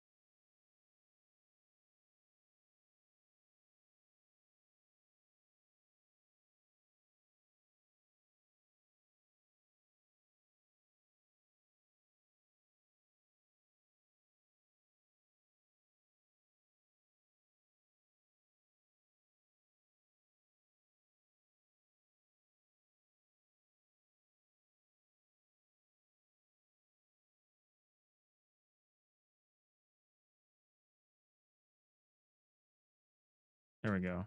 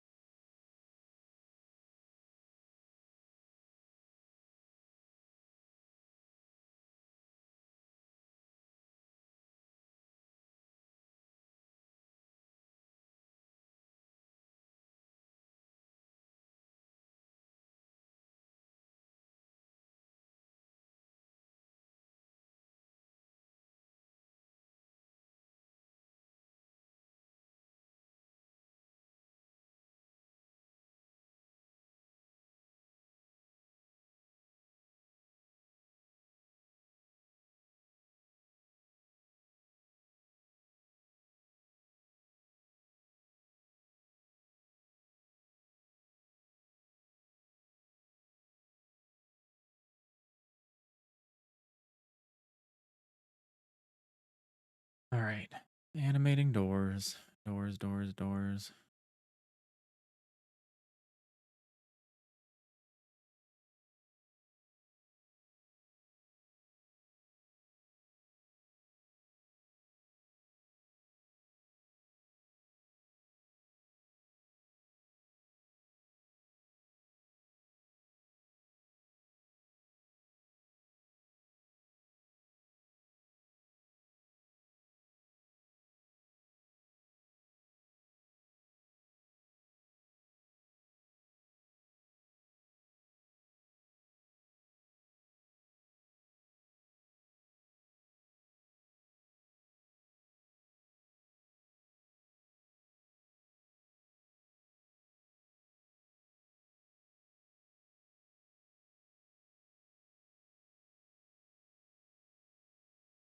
All right.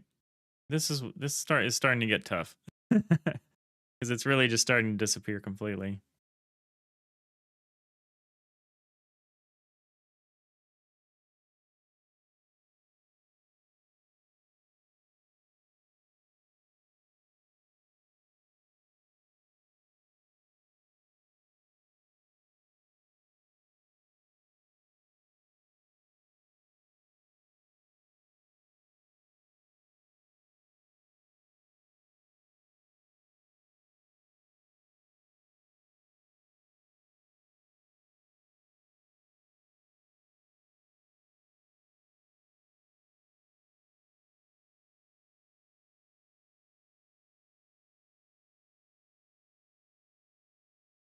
Oh, damn it.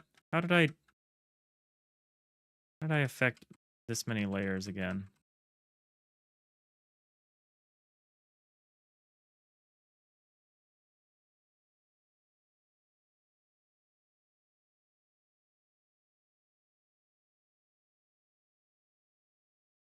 All right, let's try that again.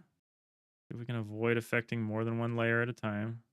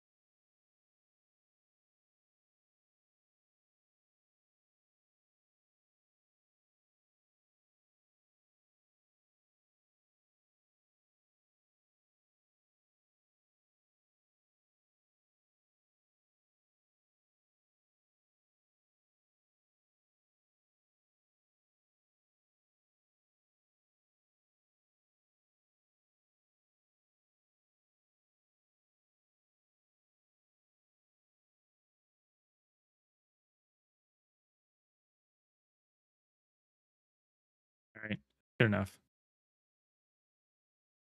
Good enough.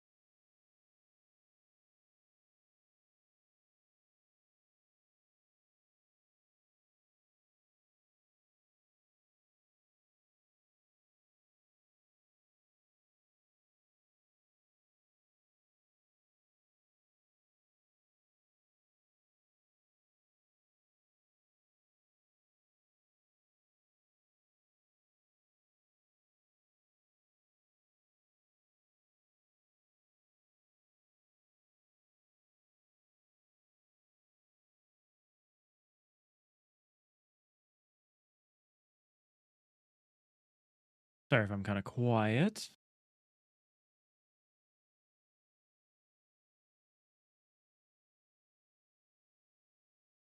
Kind of just chugging along here. Once we get the mid part here, I guess I probably should have called top or something, but once we get the mid section here done, the rest of it will come together pretty quickly. It's just such a strange part of this animation process I haven't had to deal with yet. Make something completely disappear like that.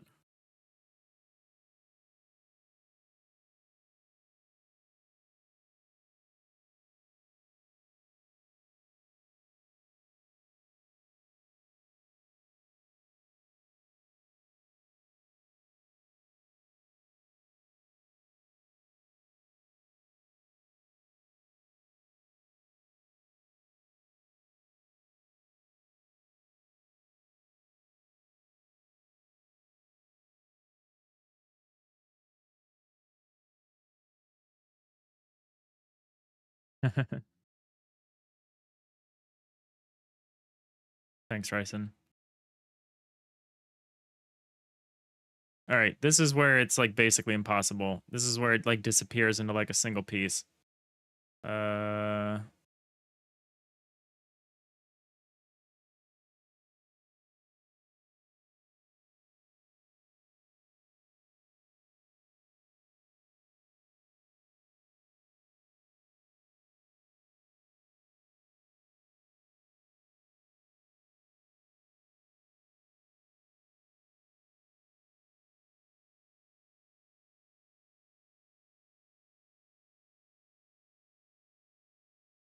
Oh, the fact that this synchronizes there on the left side means I think I actually did this the correct way. Cool. That's a bit reassuring.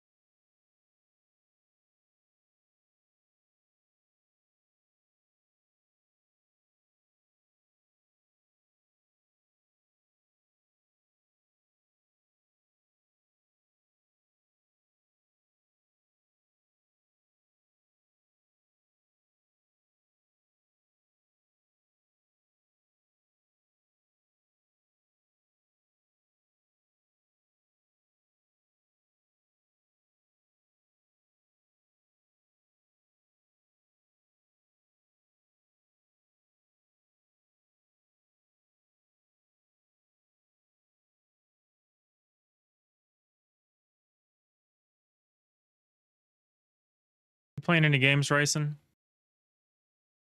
Heard other people talk about some games they've been playing. I'm playing Avowed right now. I play a lot of Helldivers. I have this weird. I mean, I'm gonna definitely play Avowed instead, but I was watching someone play SnowRunner, and it made me want to play SnowRunner again. We want to. It made me pine for just the low stress, just slow moving grind of just like driving these trucks around.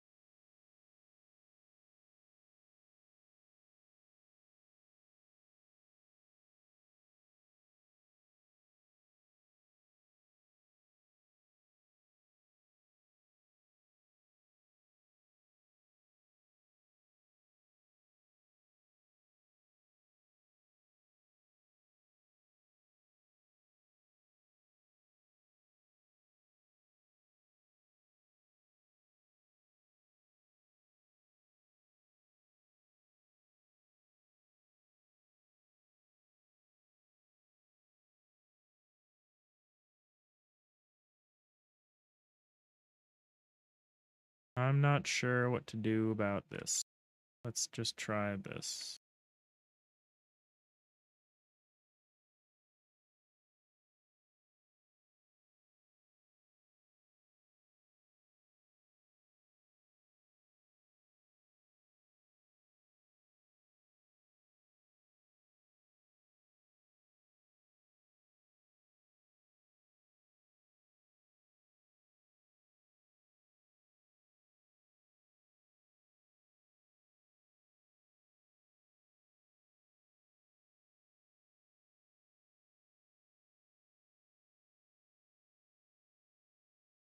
Occasional run of Slay the Spire. Nice. Nice.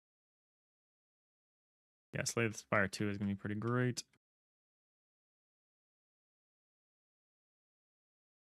Alright, so this is a little weird, what we're doing here.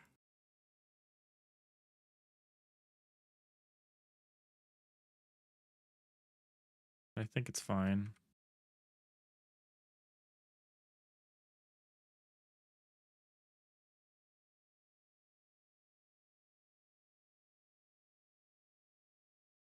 I think I'm going to just get rid of it after this frame, maybe.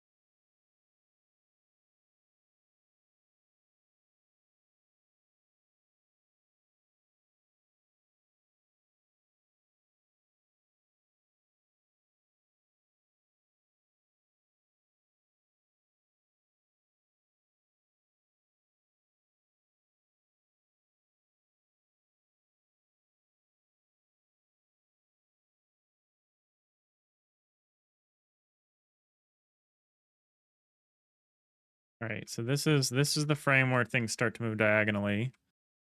And that probably means the top door segment just disappears, probably. Frame. This next frame. Unlucky frame 13 here.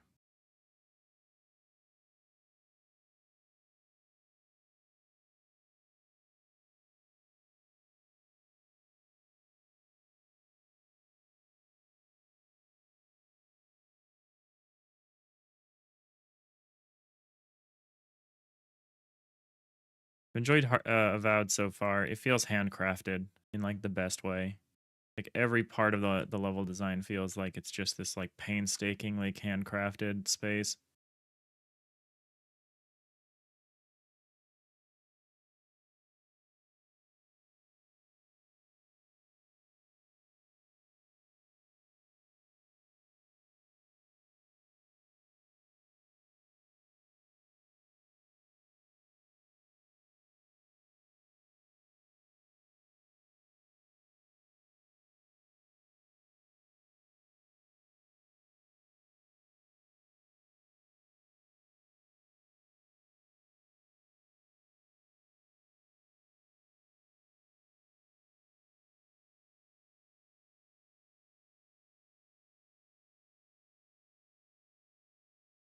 So I think this is just done. In theory, this would go like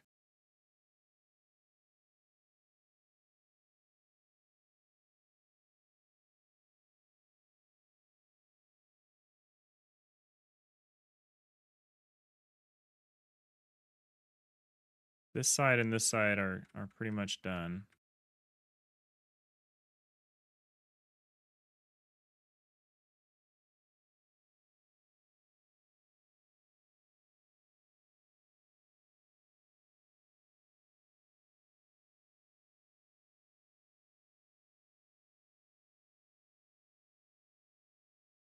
I don't love this, what happens right here, but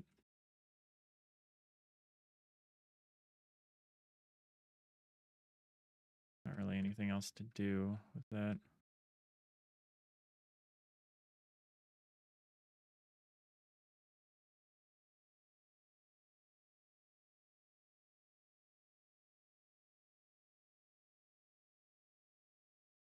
Honestly, this frame should look like this.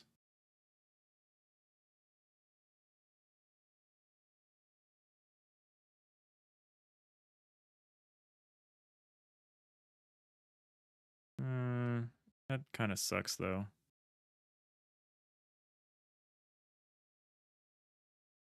That's why I didn't do it. You look into Avowed, you're pretty disconnected from what is the current big thing. Yeah, I only really check out the big things if they pop up onto Game Pass. Like Avowed is there.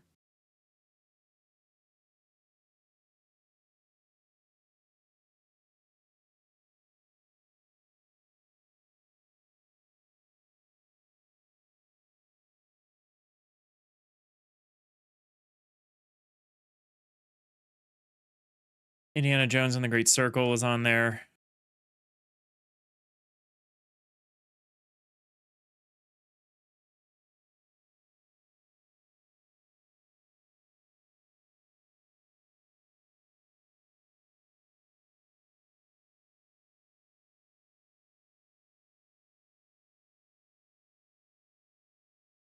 This should like do this.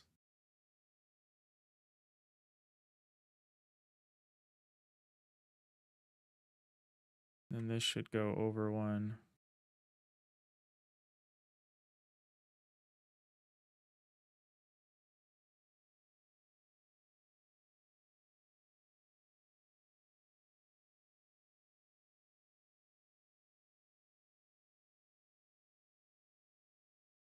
Oh, maybe it shouldn't do that.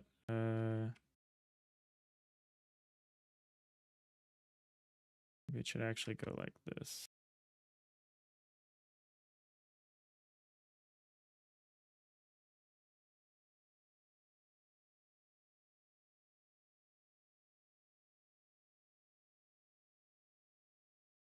Oh, oops. I was animating the wrong frame again.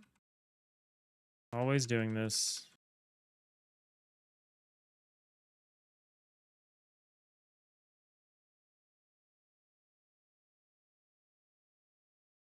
Oh, in which case that was what I did was correct. I just was looking, I was referencing the wrong frame.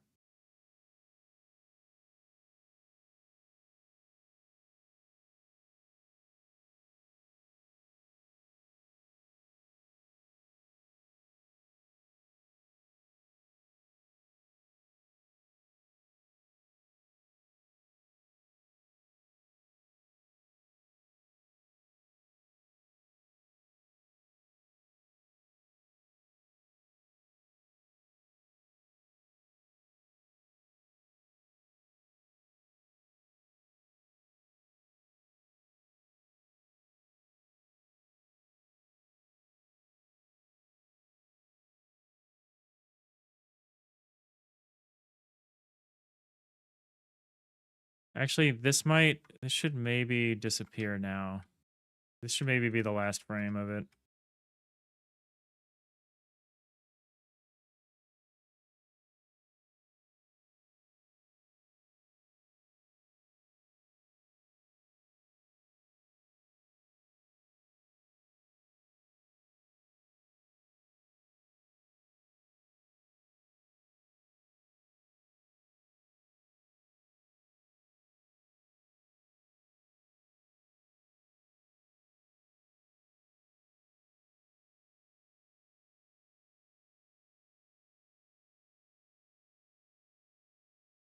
Yeah, this is the last frame of it.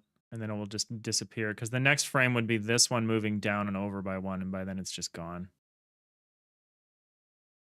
Cool. Okay, so that part's done.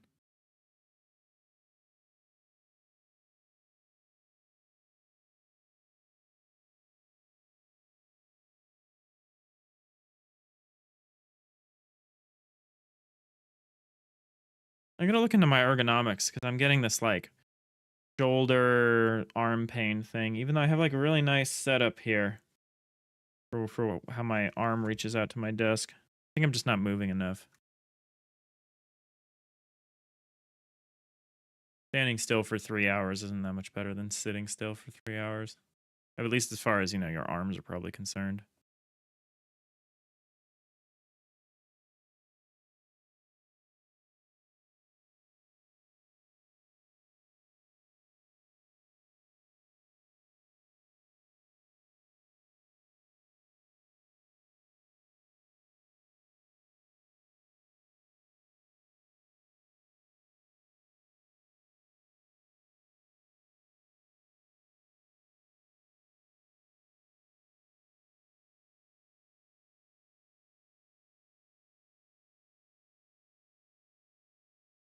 All right, another diagonal movement here. Ready to go. Over by one, down. And this part is now going to be this.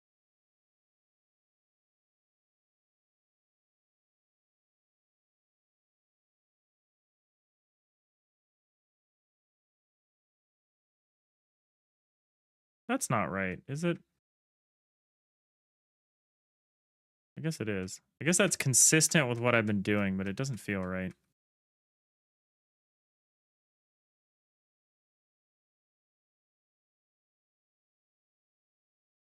Yeah, I guess it is consistent. Just weird. I usually don't put the arrow here. I usually put the arrow farther forward.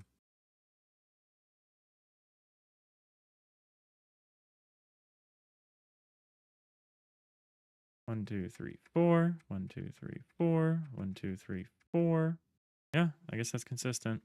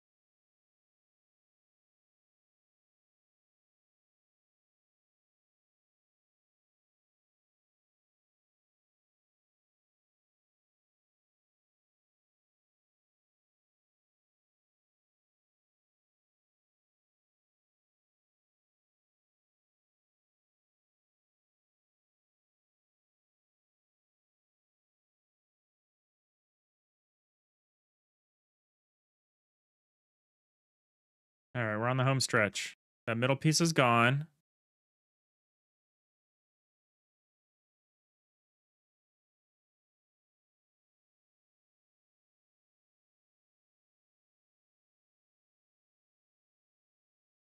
So it's easy.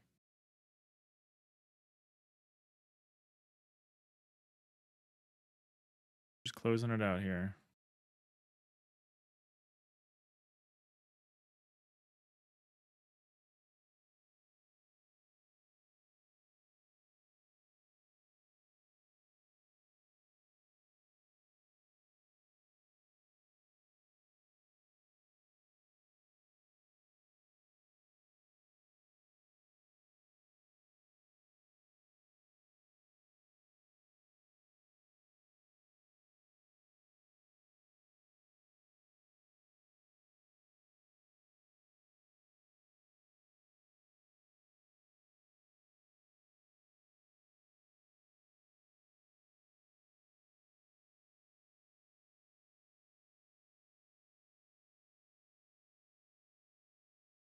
What we are going to have to start doing is retracting the top side of this down soon.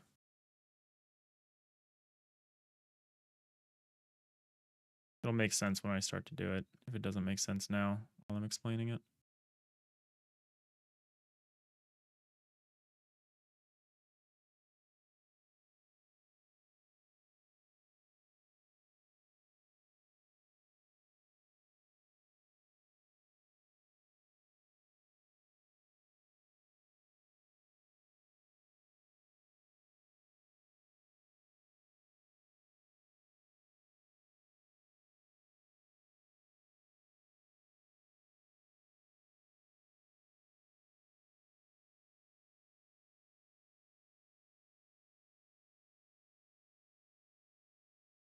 Starting to get a little hard to select the right stuff here. Oops, especially when you do that.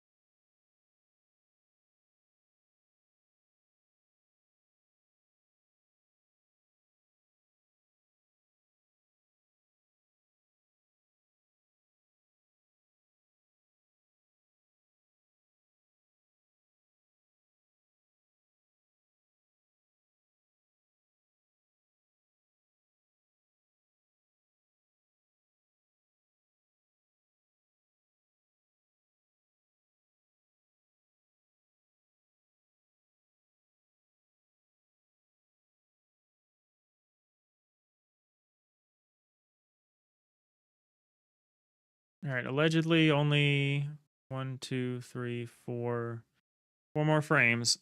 And then we're done. Then we've got our triple door.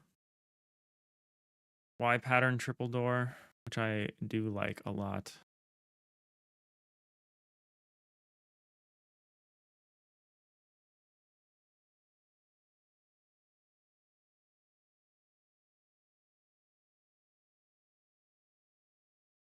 Is it easier to just copy it this way? Or to select it this way? No.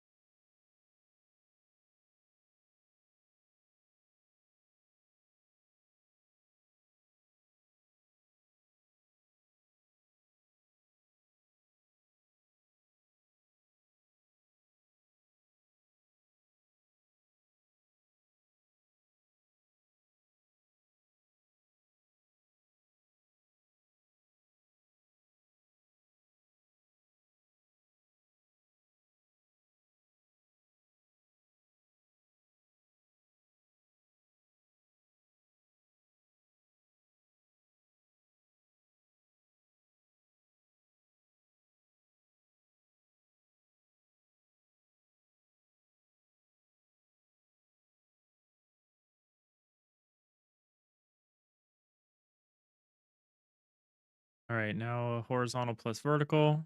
Always the most fun.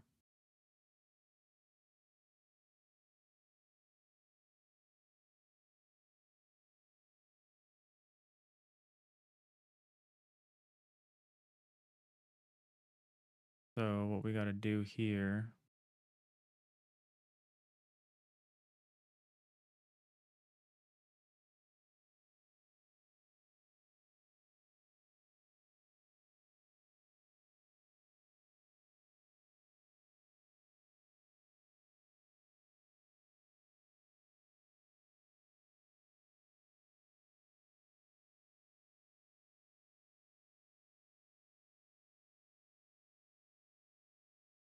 Okay, so I think we go over and up. Yep. All right.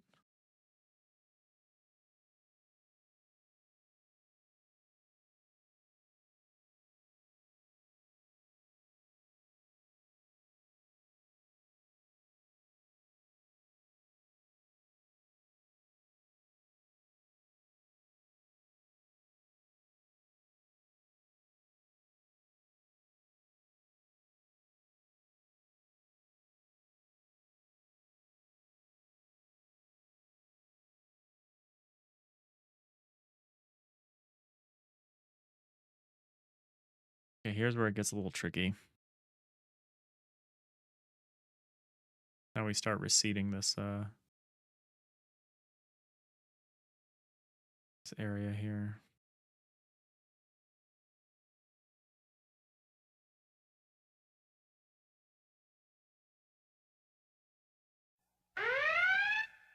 Oh my god. Red alert. We got a raid.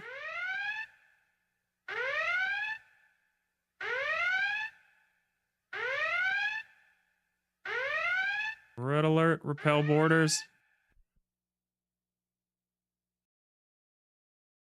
Happy Saturday. Hello, hello. Eris Ezra and Raiders. Welcome in. You've caught us doing a bit of animation on a door we're working on here. We're finishing up this animation here. Hello, hello, Lusk the Shadow. Welcome in. Hello, Raiders. Yeah, we're doing a little pixel art stuff. In general, in a more general sense, we're working on an isometric 3D version of like FTL faster than light.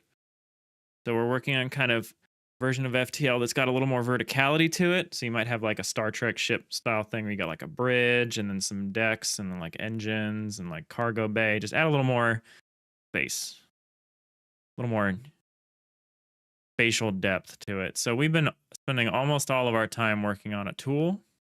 I can show off a little bit. Having some graphical issues with Godot, so don't mind if you see some weird anti-aliasing. We are working on that. What have you been working on, Eris Ezra? That looks cool. Thank you, Lusk the Shadow. Appreciate that. Yeah, at the moment we have an auto tiler, like a custom isometric auto tiler that lets us build out these very simple cubic shapes.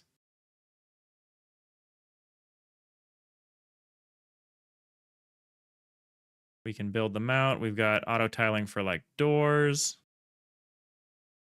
We can specify how big we want the door to be. Specify it as a single if we want. We can rotate the whole area. Rotation's a little weird. We've got a flood fill algorithm. You see this just went white. So we can tell when we've got compartments. There's some crazy anti-aliasing thing that Godot is doing that I don't understand. But yeah, we could keep going. We're not stuck to just one layer, so we can just keep building out additional layers. Looks like I missed some spots here. How did I miss a spot back here? But yeah, we're very proud of this custom tech we've got going. Lumade, Lumadev VT. Thank you so much for the follow. Appreciate it. Yeah, this is the kind of stuff we're working on. We can keep going too. We support up to 8 decks at the moment, so we could go up and down 8 levels total. Yeah, we're working to deal with like some of the visibility cutaway issues that you've got with this kind of a perspective. where the walls really make it hard to see what's behind it. So we've been working on a cutaway system. Really neat. How long did it take you? We've been working on this game for about a year, but the visibility and cutaway and the auto tiler stuff came together. We probably started working seriously on that part of the game back in October ish. We kind of took a side path to make an entity component system, which was kind of a waste of time, but we've got it. So we have a totally separate simulation layer for this that's handling all of the auto tiling and stuff. It's not really, it's happening in C#. So we've got a whole system in place. Eris Ray, Dark Parm, thank you. Welcome in. What have you been working on? How was your stream? Yeah, we're working on improving the functionality of this tool, but most importantly, just because of the lack of, you know, different kinds of things, like the different, we have a very low number of parts. We just have floors, walls, and doors. We've been working on adding variety, so we're working on a new door right now, which is this, which is what I showed initially when you came in here. We're working on a triple door, 3 tile wide door, which has a unique third component right there in the middle. So we're finishing up that. We're also, next we're working on adding new tile types. So adding like sloped types of tiles. We want to get this stuff in soon. Start adding some variety so we can start getting silhouettes and things like that. Like actual ship designs that aren't just cubes. Thank you all for the follow. Thank you, Lumadev VT, Lesk the Shadow, Eris Ezra. Really appreciate it. You're in the process of making a rhythm typing cafe game. Just got done making some music for it. Hell yeah. Are you a solo dev as well? See what that follow. I would love to see you working on some stuff. Not wasting time if you learned something with it. That is our one saving grace if we have one, isn't it? Thank you so much for the raid. You use Sprite and Godot too? Awesome. Yeah, I love Sprite. This is kind of my first major attempt at doing pixel art, and so all of this, I would consider all of this programmer art, but I've been enjoying it a lot. Obviously, we want to get farther. We're trying to reach this kind of vibe that I drew up. We're trying to get towards this, but obviously we need to make a lot of content to get to this point. But we're trying to get there someday. Slowly work our way there. Going for this kind of old school Star Trek vibe, like TOS, Strange New Worlds, that kind of thing. It's a bit of a bummer because we haven't really gotten here yet. We're kind of in this world of gray boxes. But you know, that's what you're supposed to do when you're starting out on a project, right? Gray box everything. We're maybe taking that a little too literally. But I still like spending time on animations and stuff like this. I feel like having a few things like this when you're developing on stream is like pretty important. So is this right? Go down and to the right? Yeah, it does. Okay, good. All right, we're almost done with this animation. We're like 2 frames away.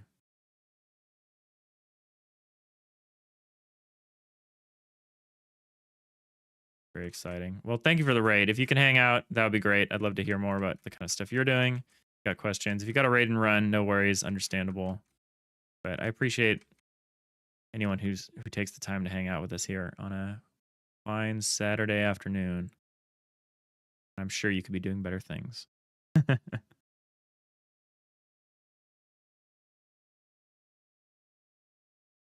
Everything's looking great. Thank you. That's really nice to hear. Rhythm typing cafe game. Can't wait to see some of that. Try to catch your stream here at some point.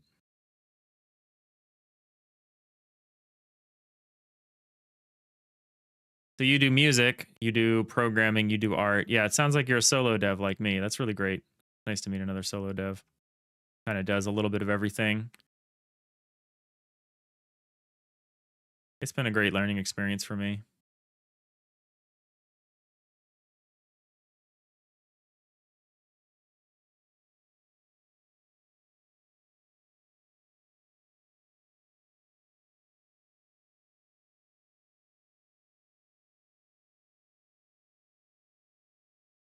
Oh, wait. We need to move this whole thing off, huh? This is the part. How do we do this? Do it like this?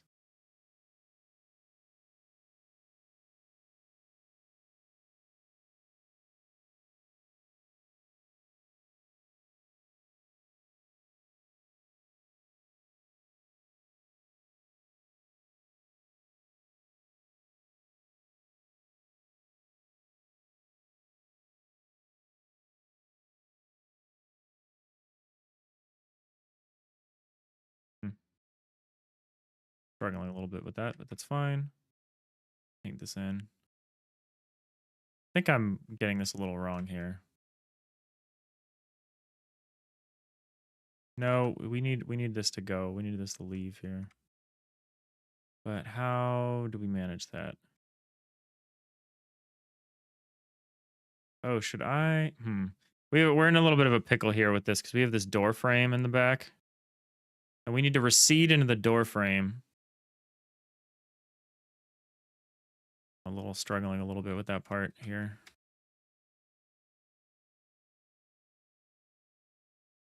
Rethink that. You'll have to go soon. Does it help if you leave the stream open on the background? Whatever you prefer. Appreciate the lurks. We're a pretty small streamer, so every little bit counts. But thank you. We've been wanting to find more Godot devs, so this works out. Great to watch. That's awesome. But appreciate that. Follows are all I need, so thank you, Lusk the Shadow, and everyone else following. We're just trying to grow this little community.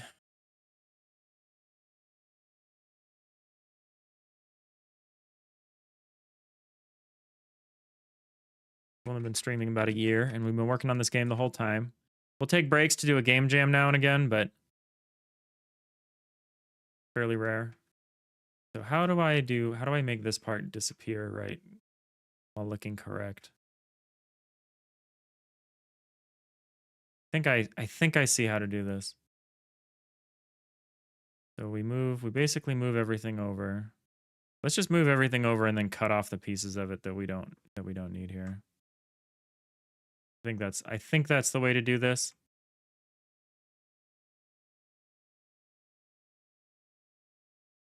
So not this part. Or this part. Or this part. Everything else we should be able to move over. That. Actually, in fact, we should move this whole thing over. We should move this over as well.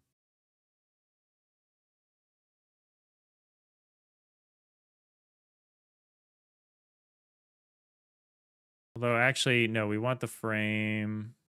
I want the frame to stay here.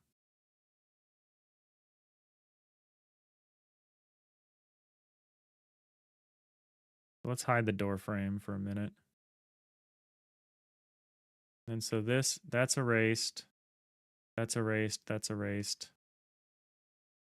So this is essentially what we're doing.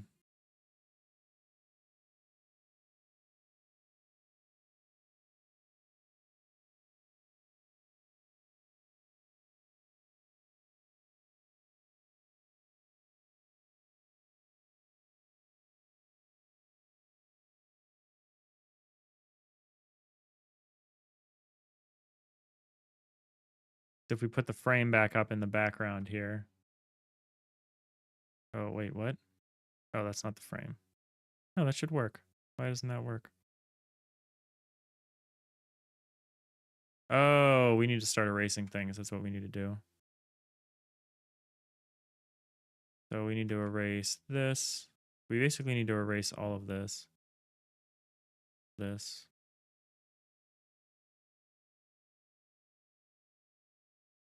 There we go.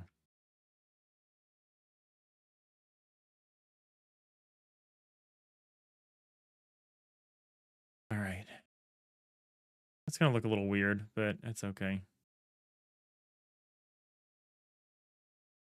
Usually our doors go a little further in, but this door is gonna stop a little early. Tend to stop the door wherever the yellow arrow is. I prefer. All right, so we need to not move that. We need to not move this part. Not move any of this. Except maybe this. We move this over. Fill this in. Oops. Fill this in. And we need to move this part down.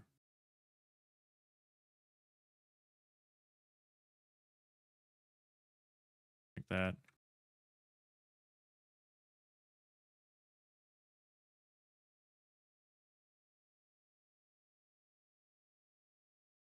Looking good. That's looking smooth.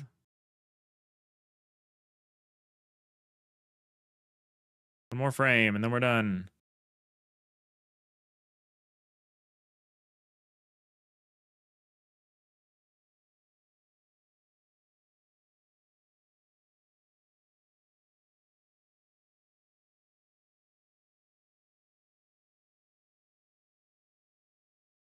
Thanks, Ryson. Ryson's reminding me to push the Discord. We have a Discord. If you have questions, if you want to share the stuff you're working on, or if you just want to hang out and get updates when we go live, or when I update the game eventually, we do have a Discord full of wonderful Godot devs.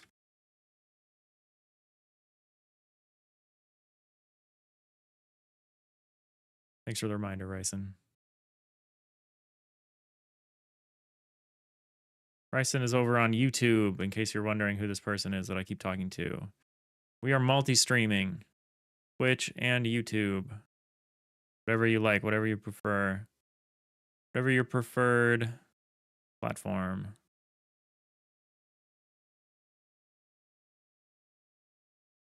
We are there.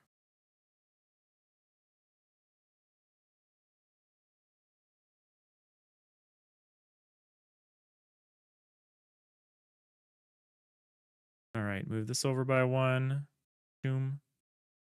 That should be it. Frame back on. I don't totally love that because you can't really tell that you're receding into the door frame. This door is just like too chonk. Too big. It's actually kind of fine because it actually blocks off these sides. So we could actually say that people can only really pass through the center. We can turn it into like a choke point. I don't know. We might not like that eventually, but actually it's probably fine. Fine. They could probably pass right through here on the sides. I think the point of having a wide door is that you can pass along multiple points. So there should be enough room here. This does extend pretty far, but there should be enough room for a character to pass by in front of it.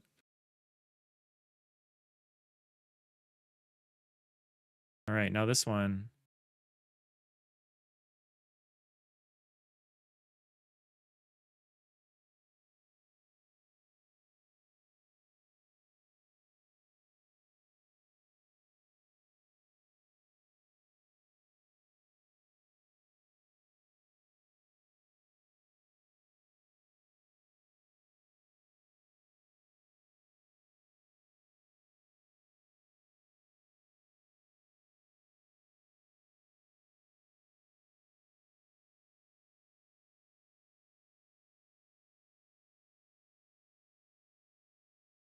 All right, that should be it. This one's only 19 frames. It's actually only one frame more than the double door.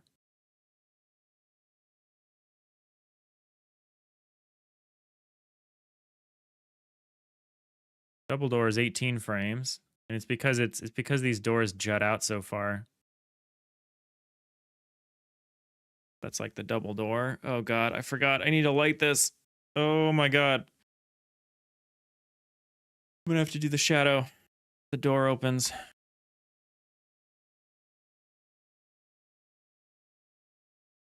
Yeah, there should be an in-game reason for wanting a wider door. Yeah, exactly. There needs to be a couple of reasons. Some of it can be part of the challenge of the level design. Like me, just because the bigger doors take longer to open and close, so deciding to open and close them is more of a serious commitment.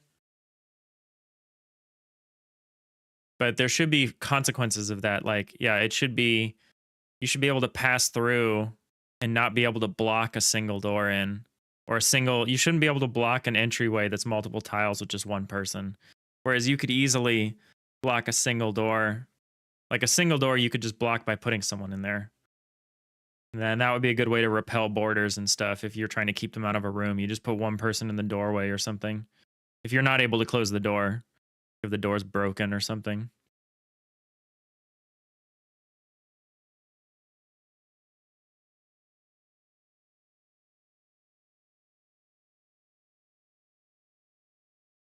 Interesting that the triple door doesn't take any longer to open. I'm okay with that. A little annoying because the old version of the door takes way longer. Like the original triple door takes way more frames. I almost probably need to put this in another file. This version of the door takes so many frames to open. 26 frames.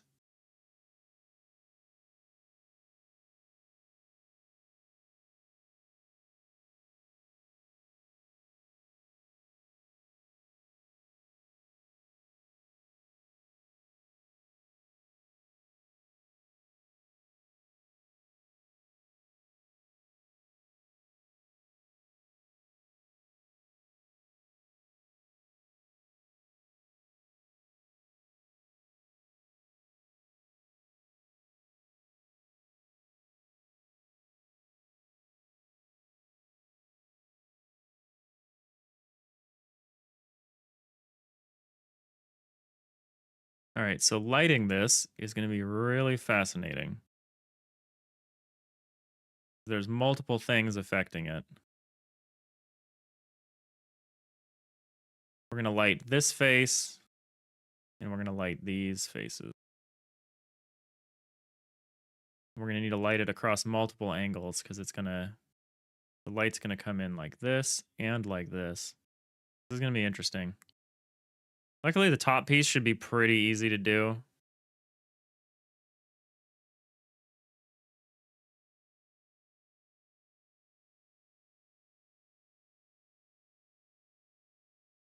Gotta look at my rules here. Oh, not this one. That one violates the rules.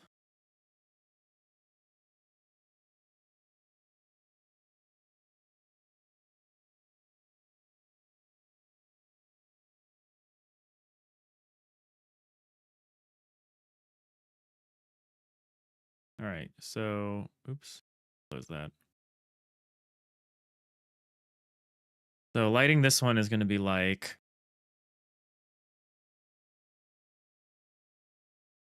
this is kind of weird what happens right here. Why does that look like that? Just a consequence.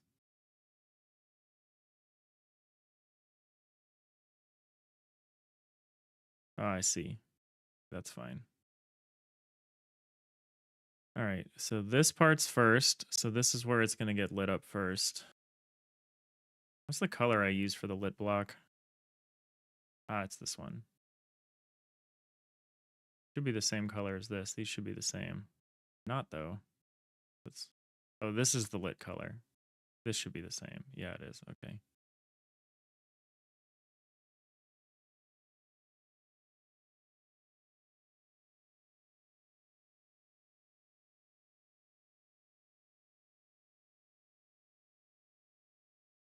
I don't like the lighting that I've done on the double door.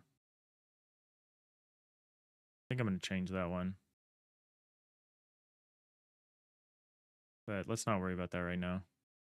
Let's just make a passable attempt at this one.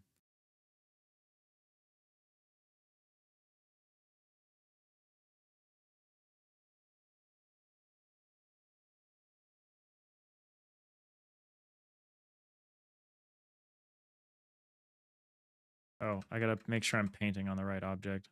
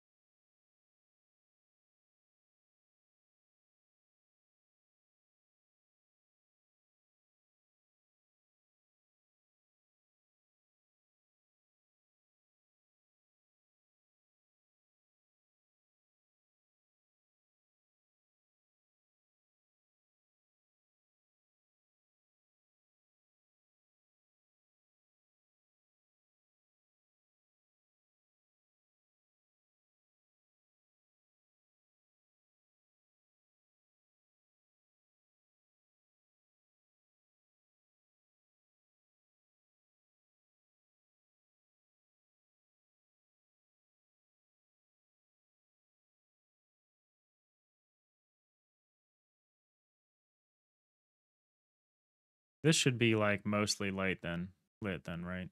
Yeah.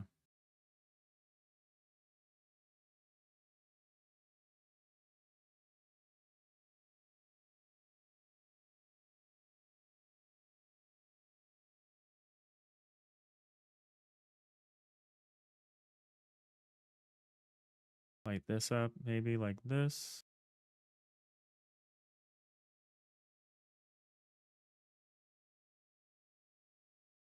Should be more like this. Probably like that. That adds a lot of character, getting the lighting, even if it's just baked lighting.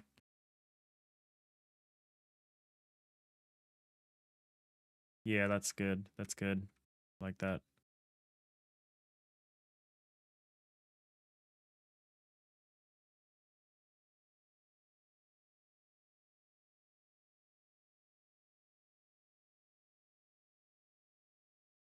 Oh, Lord.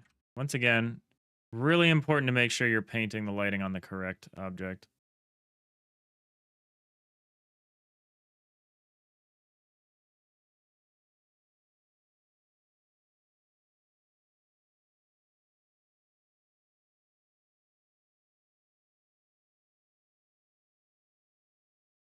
Is that a vertical movement that we just did? I gotta calculate that.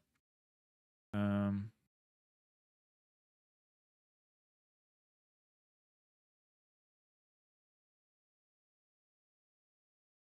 I say calculate like I can calculate lighting in my head. Funny.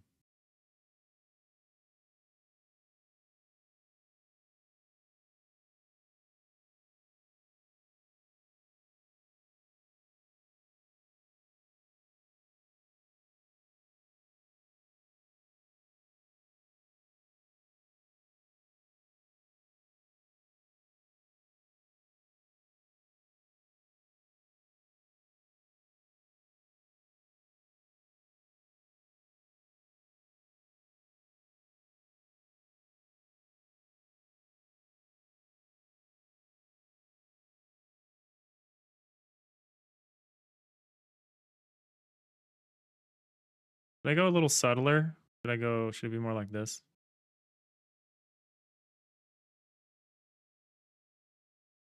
No, that doesn't seem right. Well, maybe it is. It seems too subtle.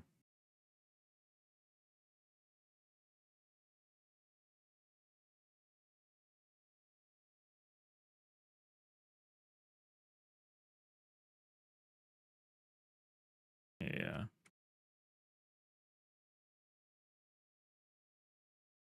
Bryson, to calculate lighting in your head, you just got to channel the Rain Man powers you unlock in the programmer skill tree at level 36. I am not quite there, I don't think. So that's good to know that I'll get there.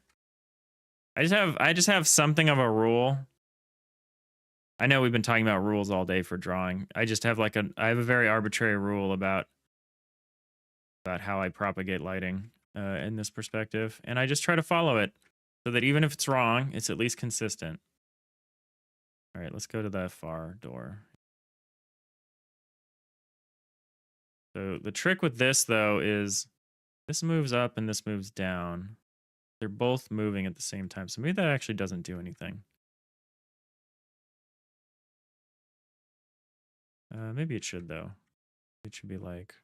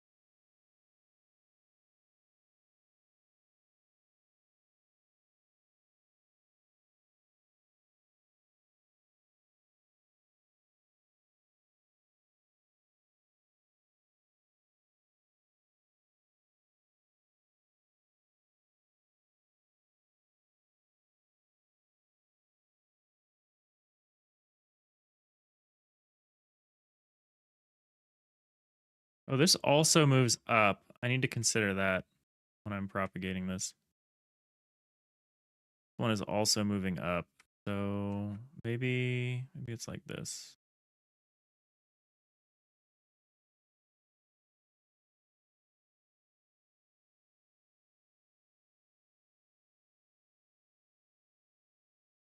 Everything's moving, which is a little tricky. Like this is moving up, this is moving up, this is moving down. So some of it cancels each other out.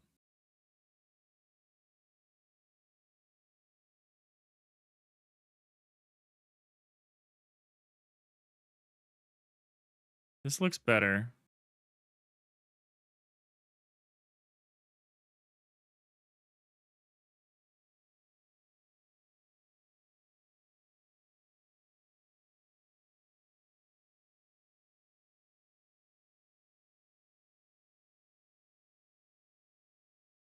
After watching a video comparing Avowed to Skyrim, you're kind of put off by how static the world is. It's usually the case if you want the handcrafted feel you're talking about before. Shouldn't be, but it typically is. No, yeah, it is. It is. Stuff isn't changing, as far as I can tell. But yeah, the handcrafted world of Avowed is incredible, and it's fine. But it's like every time you like look off somewhere and you're like, I think there's probably something over there. Every time you say that statement, it turns out to be true. Like there always ends up being something over there, which is great.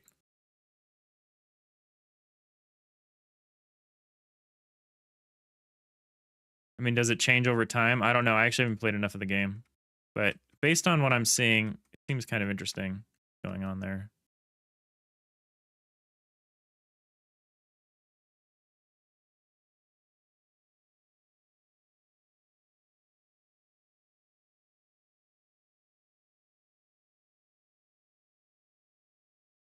This seems okay.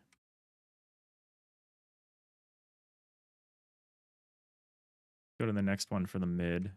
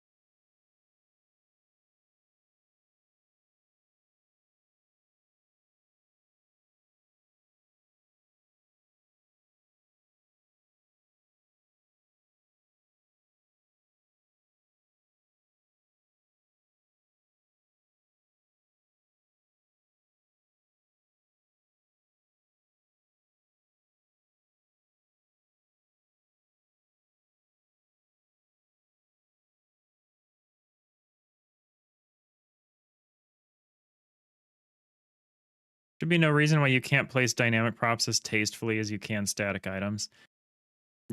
Experience has taught me that that's not true. That like you can't. Dynamic placement is not interesting. What you can do is you can have like groups of dynamic things, and you can move those groups around. So you could, if you're like building a procedural dungeon, you can like handcraft the rooms and then have the arrangement of the rooms be dynamic. But in my experience, you can't dynamically populate a room and have it be interesting. It's just not how, not where we're at. Can AI maybe unlock that for us someday? I don't know, maybe. Will we still be around to see the result of that? Probably not.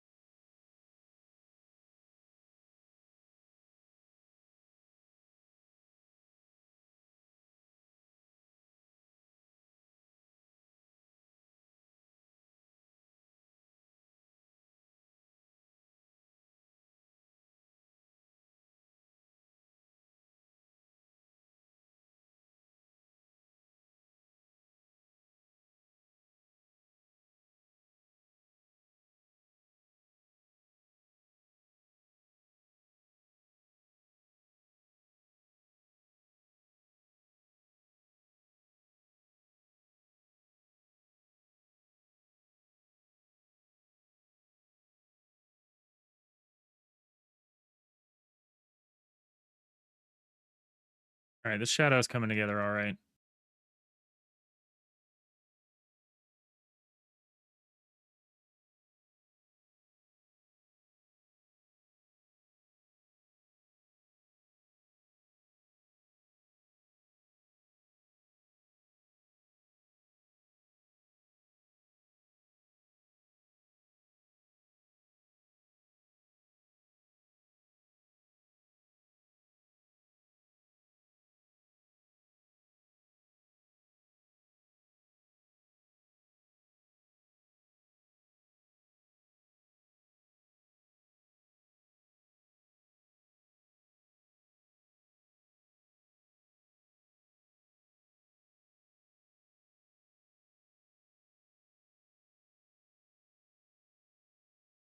Dynamic as in physically interactable, not as dynamic as in procedurally placed.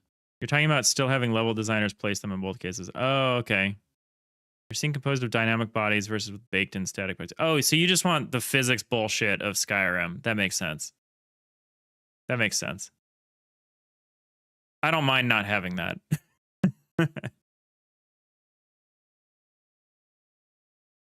Especially because in Skyrim, that stuff isn't like mechanically useful. Like you can't usually kill somebody with a barrel. It's not like you have a gravity gun or whatever. I mean, maybe you can in theory. I've never seen it. I didn't play a ton of Skyrim, but I've played Elder Scrolls and stuff. I've never seen anyone kill anybody with physics in those games.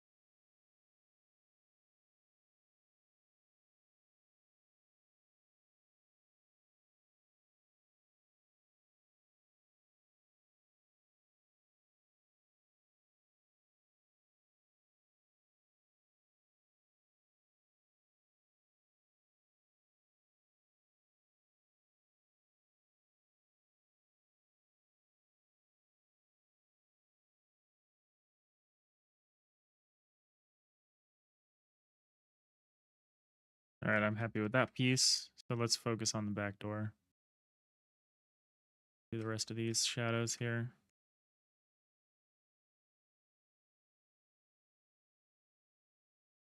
Lighting would suffer without baked-in reflections and shadows, but the personality itself shouldn't be affected. Feels more like a toy and less like a real world. That isn't the entire reason, but the heart of a big part of it. Oh, okay. Yeah, that doesn't bother me, but I get that. I get that. Or at least it doesn't bother me for like an RPG. But their world is really impressive, what they've done with it. It's visually stunning. Like I haven't seen a fantasy world that stunning. Possibly ever. So they kind of just get you with like shock and awe.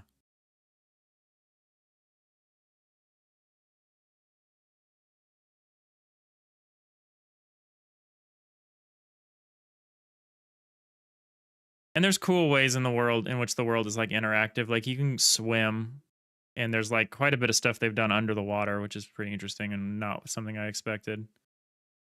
They kind of had to convince me with like a little tutorial thing that I could even do that. I was like, no, I don't think that's how that works.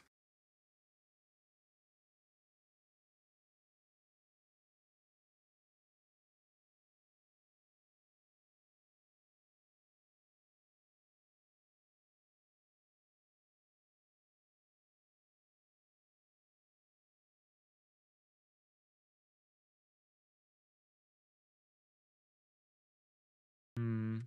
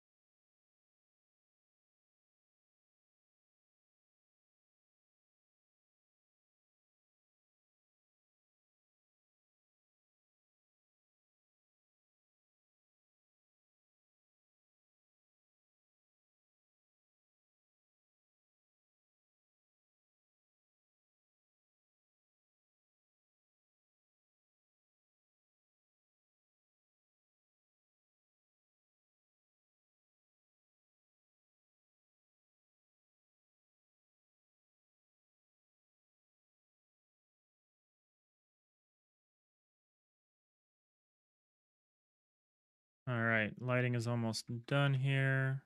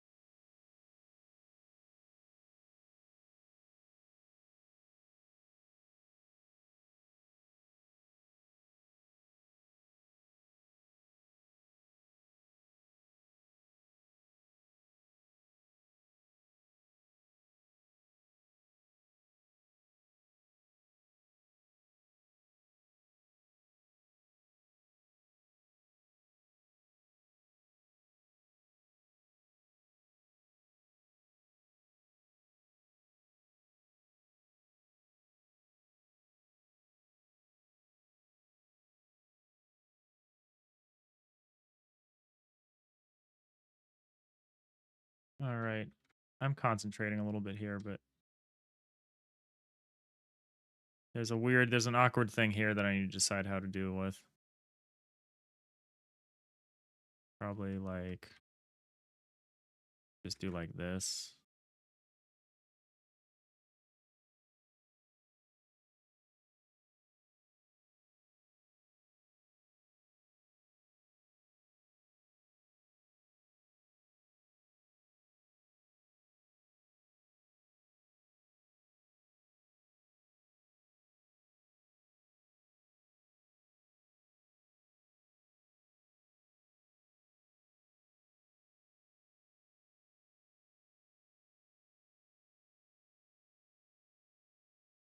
Seems fine. And then down here we would go from that to like there.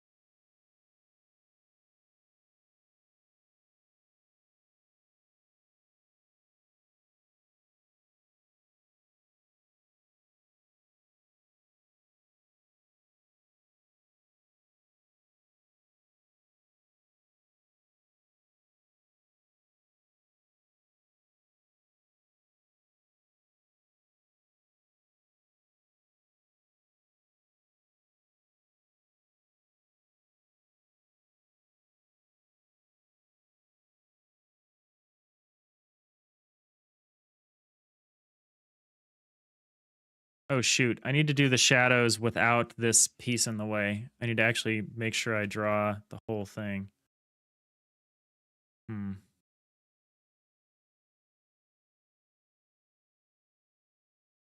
Okay. So that means I need to extrapolate it from this thing. This is a little wrong. There we go. That's right. Where does this become wrong? Right there.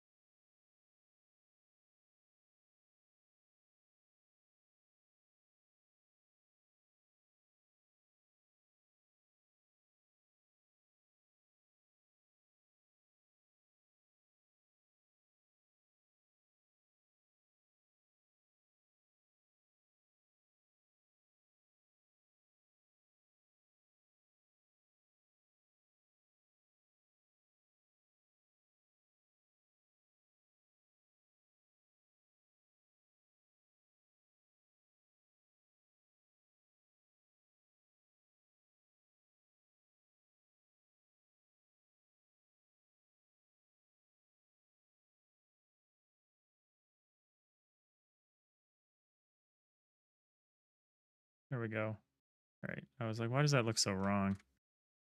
And then the rest of this is just straight up all sunshine. Till we get to the very end here.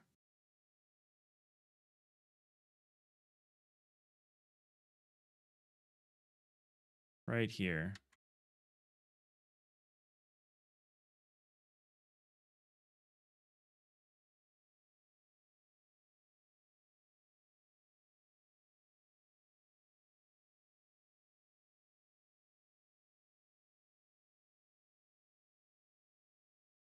All right, let's look at that. I think that's going to look okay. Oh, we got to enable this part. I think it's okay. I don't think it's perfect. Like the top shadow recedes faster than the shadow on the left side, but I'm okay with that. This is good enough.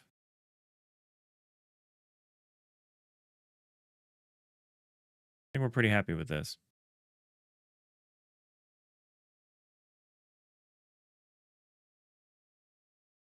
Sorry, it has more frames than it needs here. Can't really get rid of them because of this other piece here.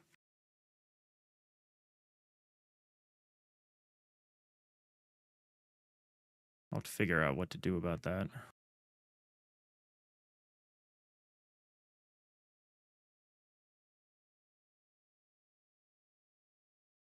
All right, cool. Oh, it's about 3 o'clock. That's when I was about thinking I was going to wrap up. Let's find someone to raid if there is someone here. Try to pay it forward. People have been really kind today in raiding me.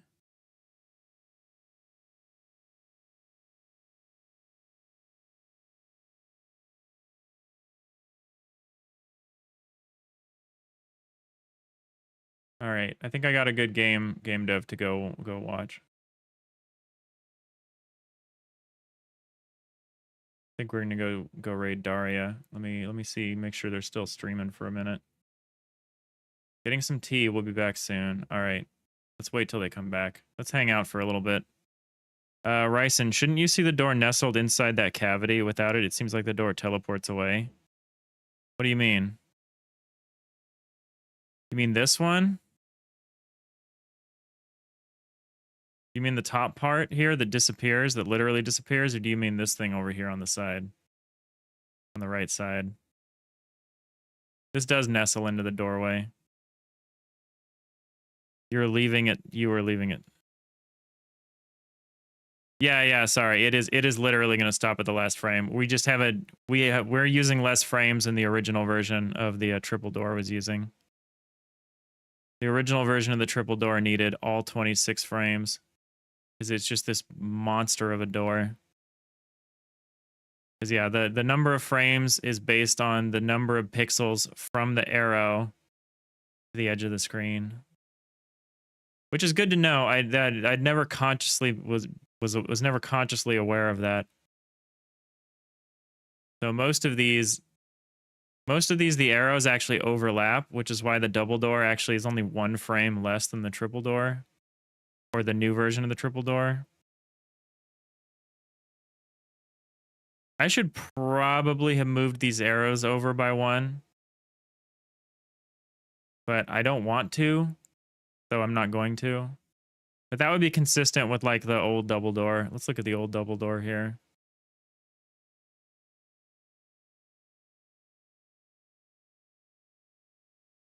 So if we go to the double door here, then flip it. This is these arrows are a little closer. They're like close enough to the shading to like be here. So I could have moved these to be like,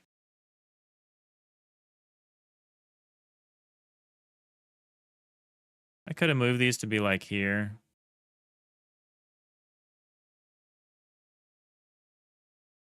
And maybe that's better. But I kind of prefer it if there's a little space. Like I prefer the way we have it basically.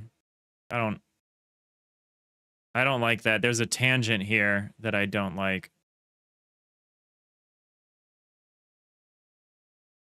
So not quite as many frames for this door as maybe it should have, but it's kind of cool that the triple door will only take about as long as the double door takes to open. I think that's good from like a mechanical standpoint, because the double door takes twice as long as the single door to open, but then the triple door is only going to take like a little bit more than that. I think that's fine, because then you're not as concerned about whether you have a double door or a triple door. Oh, I gotta re-enable the door frame. I don't know about that.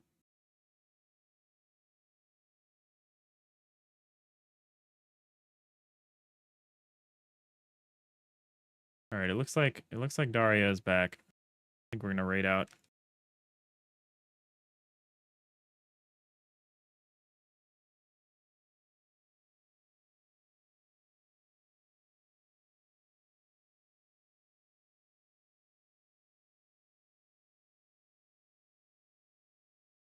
All right, I'm gonna cue the music. We're gonna get this raid set up. Really appreciate everyone hanging out today. Hope you have a great rest of your weekend.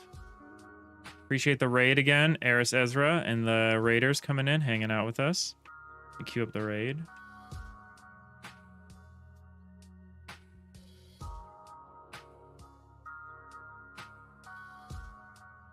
We're about to go raid into a very beautiful linguistic puzzle game that's being hand-drawn. It's really incredible, the work that's going into this one. Yeah, you think the timing seems to work out well? Yeah, I think it'll be cool.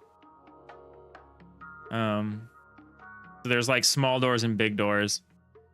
Yeah, thanks, Ryson. Take it easy. All right, we're gonna hit the outro screen here.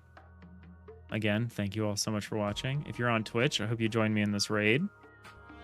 Otherwise, and regardless, I'll see you next time. Bye.